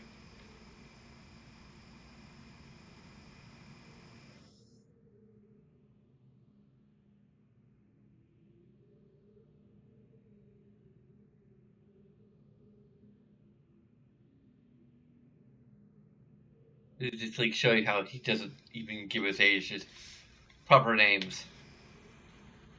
Um, this would be a combination of the number of nine and 8. So you could read it as the 98, but then it's erd at the end.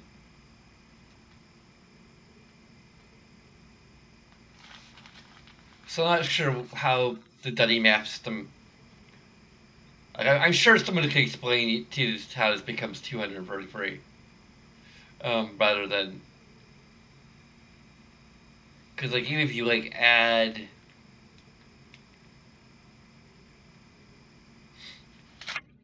like 8 and 9, that would still give you like 17.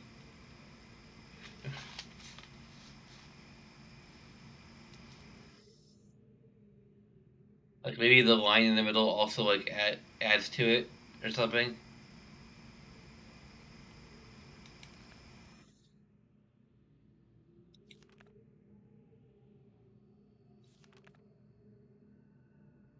And we see these symbols again. In case you missed them. Um, so here's our combination, which we're going to use immediately because we don't know better. Also, it doesn't really punish you for doing that. And that'll probably be another positive. So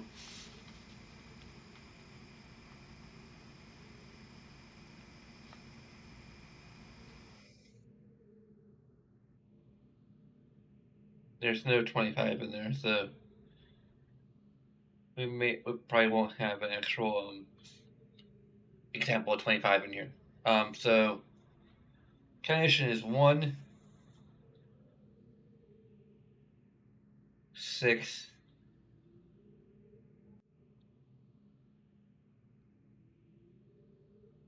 9,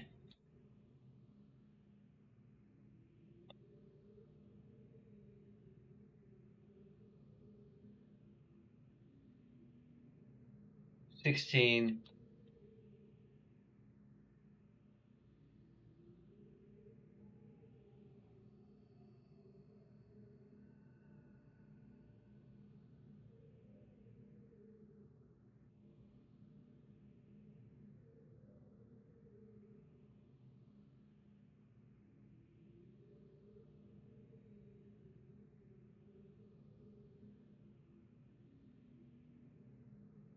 17.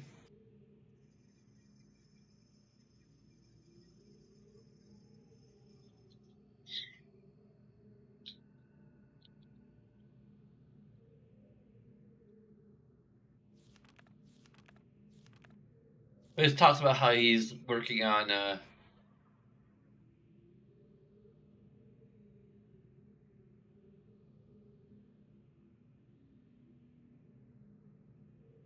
talks about the behavior of the water in the age, which like he thinks like some sort of like bacteria in the water that react to heat in an unusual way. I was talking about the idea of trying to bake his own books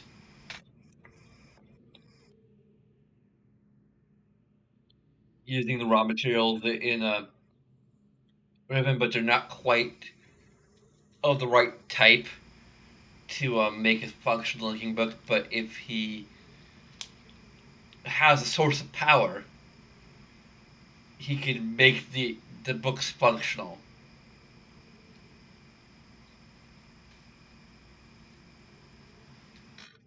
which is what the Fire Emerald does. I actually don't think the combination alone is actually going to help us here.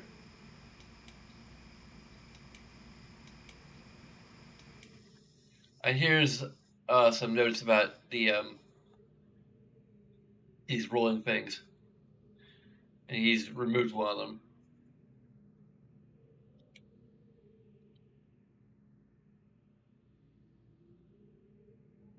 Missing object had apparently and quite mysteriously been replaced with a new one overnight.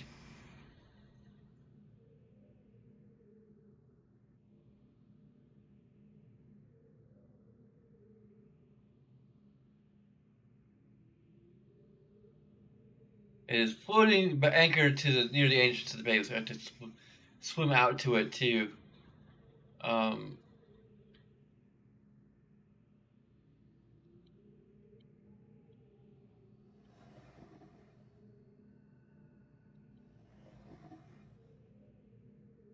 this has a simple one on it.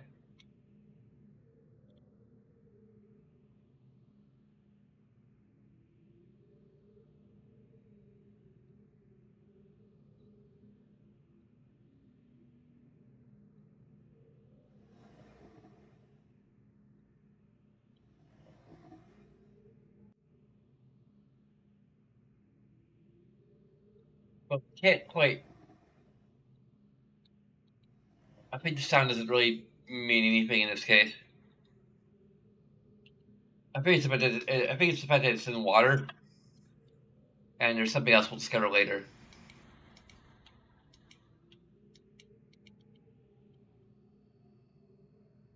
And I think we're also going to give a positive to doodads in Gen's office.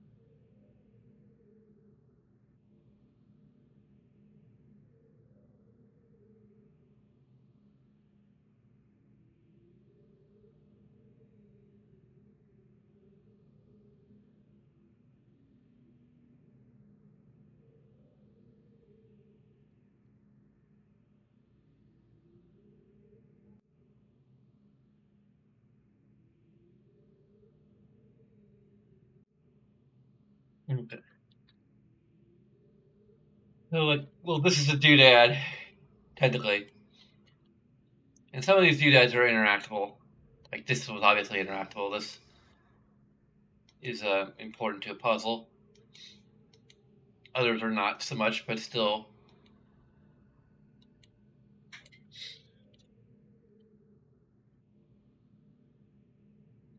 You see the 5 little branches in the.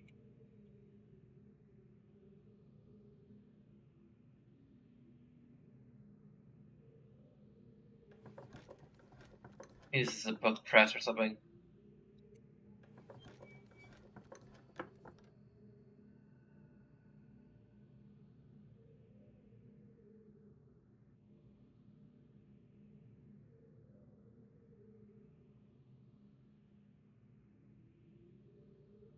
Here shows the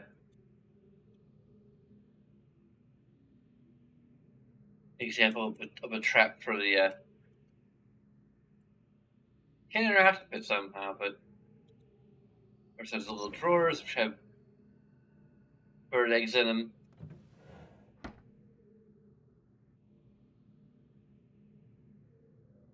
All the drawers are interactable, only the top one apparently, which is a little disappointing. It'd be neat if they make them all interactable in the remake.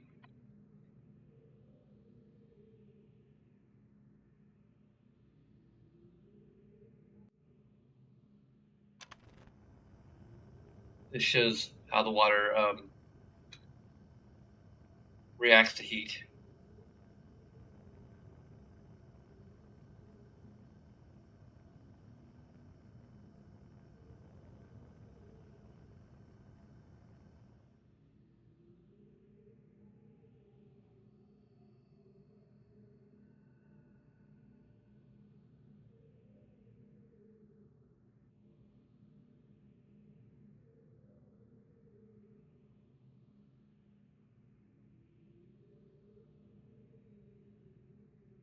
I think that his journal also talks about capturing Caprid. So it's pretty clear, like if you actually read it, that these are like recent events, and this is indicative of his current state of mind.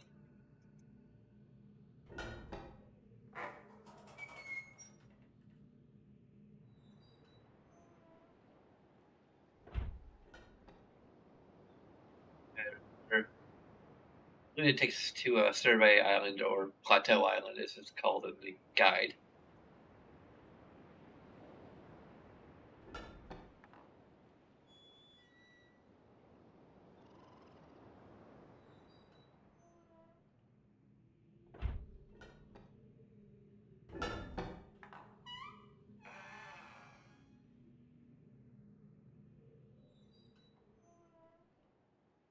Doors do close behind us automatically.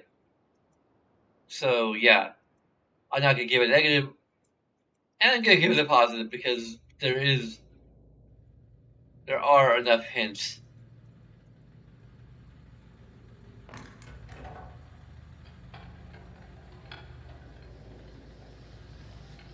Okay, so just go on with these doors. Now I'm not sure how they're gonna replicate that in the remake. There you go. There's the same noise as the very first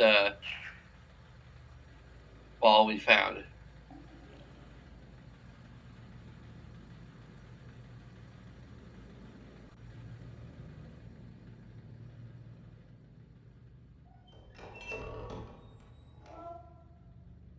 So I think we're gonna go ahead and just head out towards Survey Island, and then leave that for tomorrow.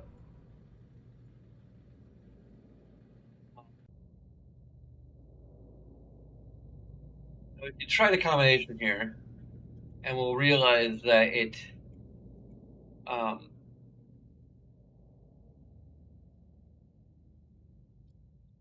it works to a point.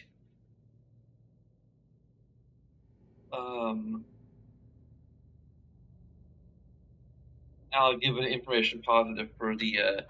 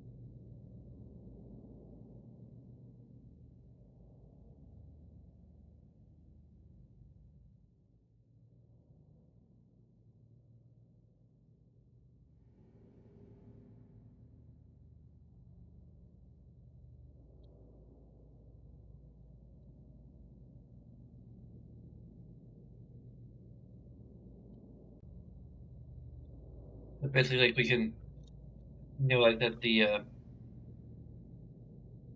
final number is 17. So we'll just here's 5, 10, 15. Or let's see, 5, 10, 15, 20, and 25. Although we don't just go all the way to 25, but the numbers can go up to 25. Basically, we don't have anything over 20. So it's 15, 16, 17. Yep. 16.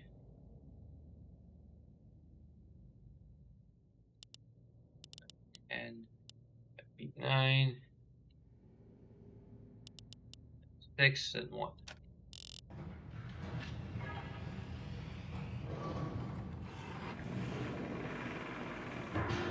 Successfully opened it.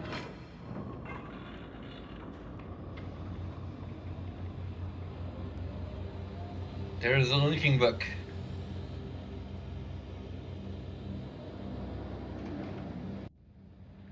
However, panel is inert.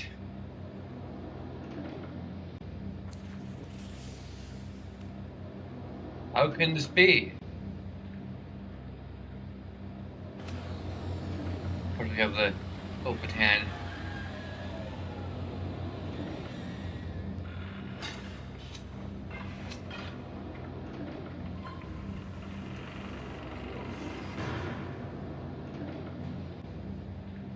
Not sure if I'm going to give a positive for the vent puzzle.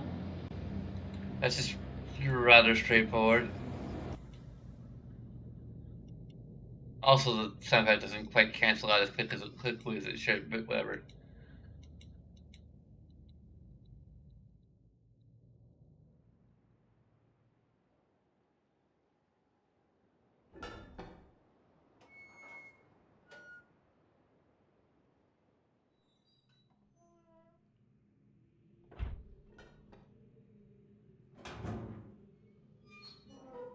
This is where he burns all his failed books.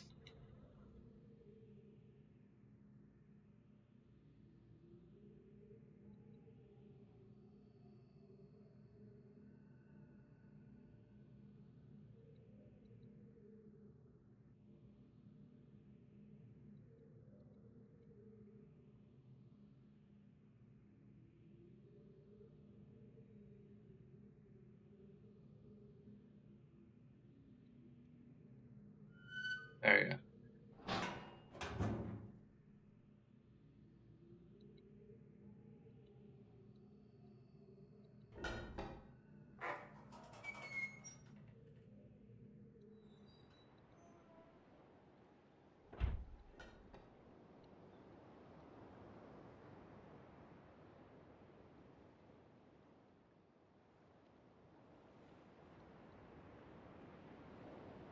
There's no mag life here. It's probably the second mag life we encounter. Granted, I could give it a fault for the fact that the mag life buttons are not all located right next to the mag life station. I think it's partly because they couldn't be bothered to do the animation.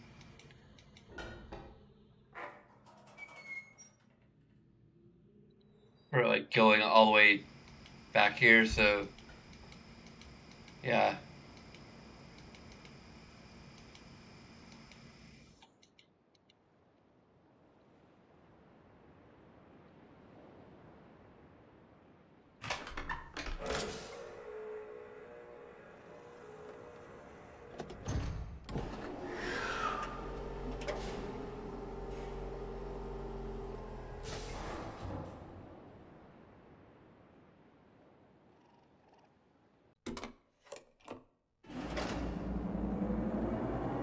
Not sure if we give a positive for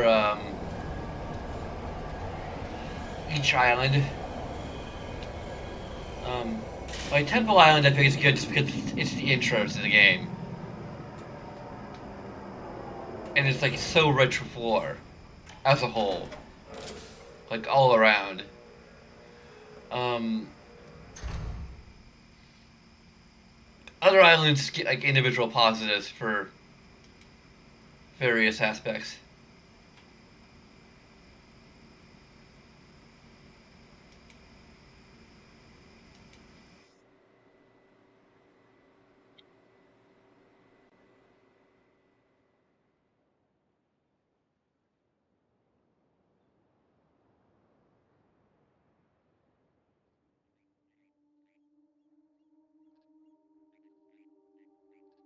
I think I already gave a positive for the soundtrack.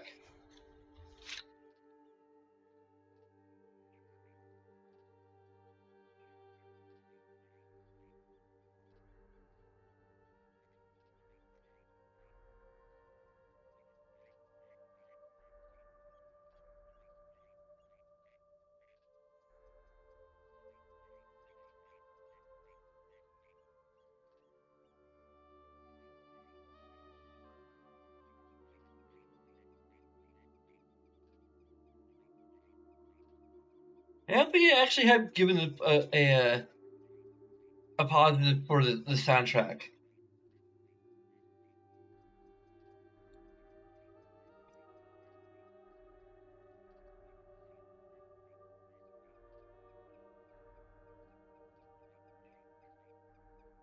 Is my left headphone not working again? Freaking damn it.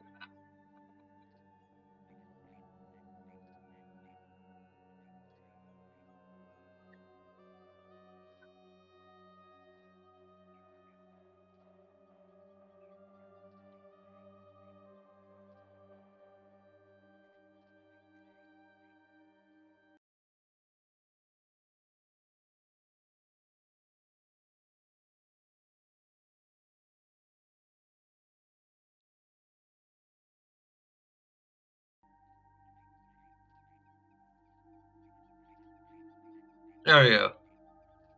I don't know why. That's just a negative to my computer. Um,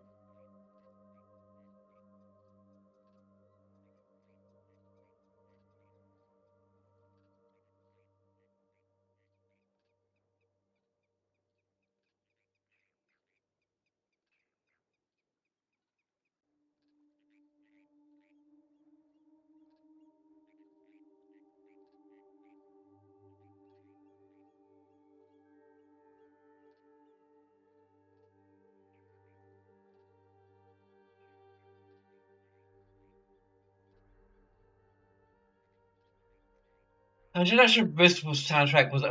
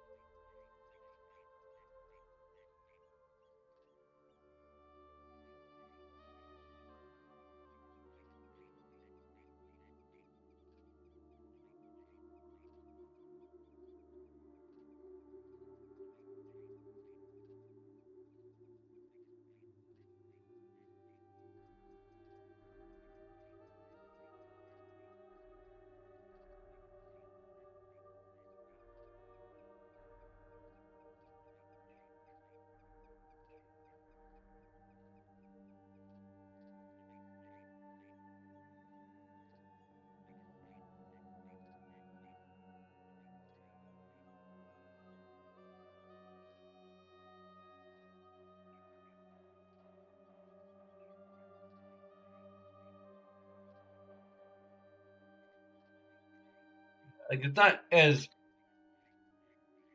I'd say I said ever present, but I'd probably say consistently present.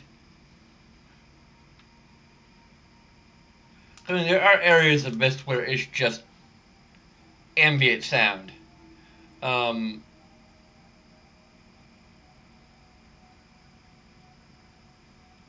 I believe I've already given a positive for just sound effect and atmospheric sound effects in general. Like you don't really miss the music when it's not there, which is a good thing. But when it is there, it really adds to the atmosphere significantly. I'm not sure if Riven's going to have as many notes overall as Myst does.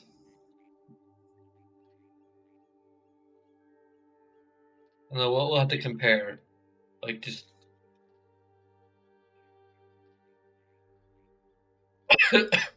this game is, I think, more consistently good than Myst was.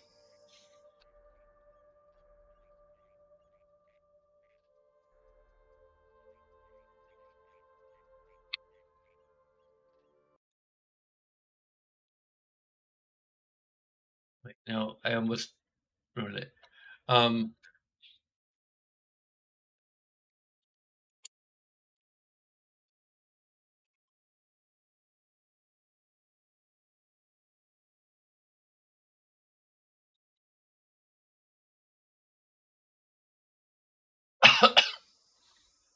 okay,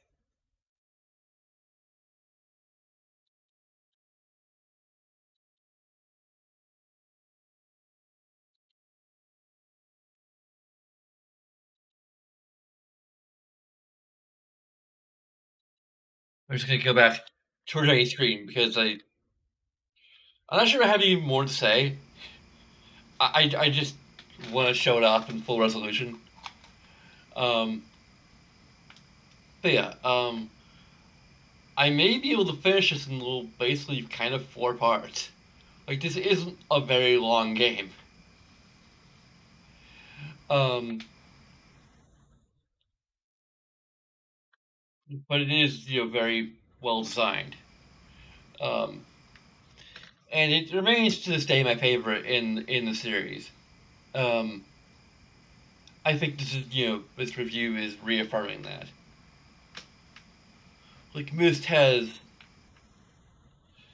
is very well designed, especially the remake. But there are still little hiccups here and there, and little things that could have been improved upon a bit further. Um, that hold it back. This game only has a few little issues, and a lot of them are, I think, so far are relatively minor. You know, unskippable cutscenes, I think, are pretty much the biggest thing. And then some of the graphical hiccups, which are products of its time, but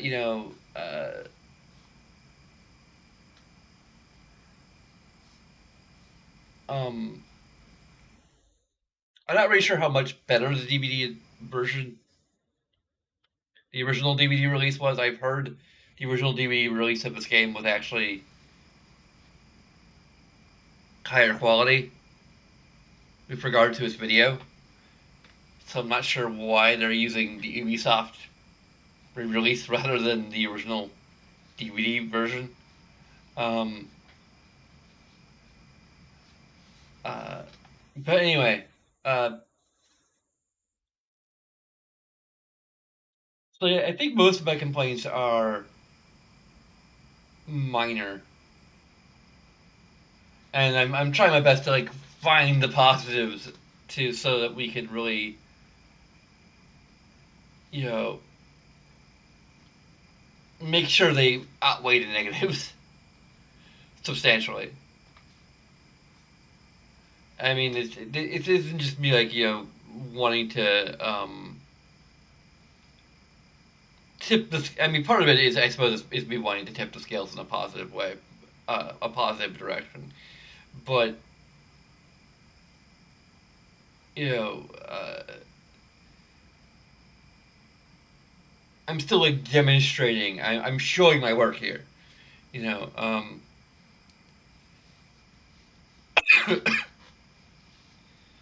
I think my method of trying to um, weigh positive versus negative is to just um, be consistent. Like, kind of treat everything like if there's something that basically I think I think the trick of balance is that if I nitpick something, then I have to kind of give praise to something that's relatively minor as well. So it doesn't matter if a problem is relatively minor. I can like go back and kind of find something that's relatively minor that's really good, and then like point that out too.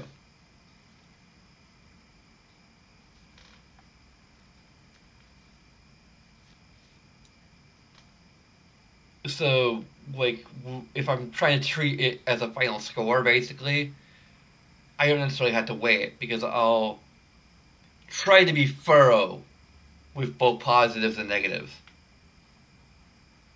and like that thoroughness will um, reflect the final score rather than having to be go through and be like, well, this is kind of a level 3 negative, and this is a level 1 positive. You know, and also like for something that's really negative,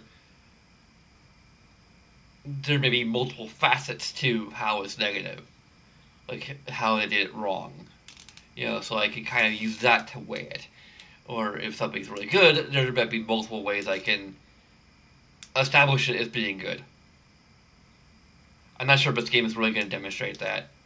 um, like Myst definitely demonstrated it with the Maze Runner, because there were multiple things done right with the Maze Runner that a lot of people seem to overlook when like I don't know. It'd be interesting to like read up on a critique about the Maze Runner, like that is actually critical of it. I mean, it could be referring to the very original version of the game. Maybe that they're you know things that they have improved in subsequent releases. Um, but anyway, um, and of course, my review system, as ever, is a work in progress. So it's not really perfect, but I'm trying to build a solid philosophy around it.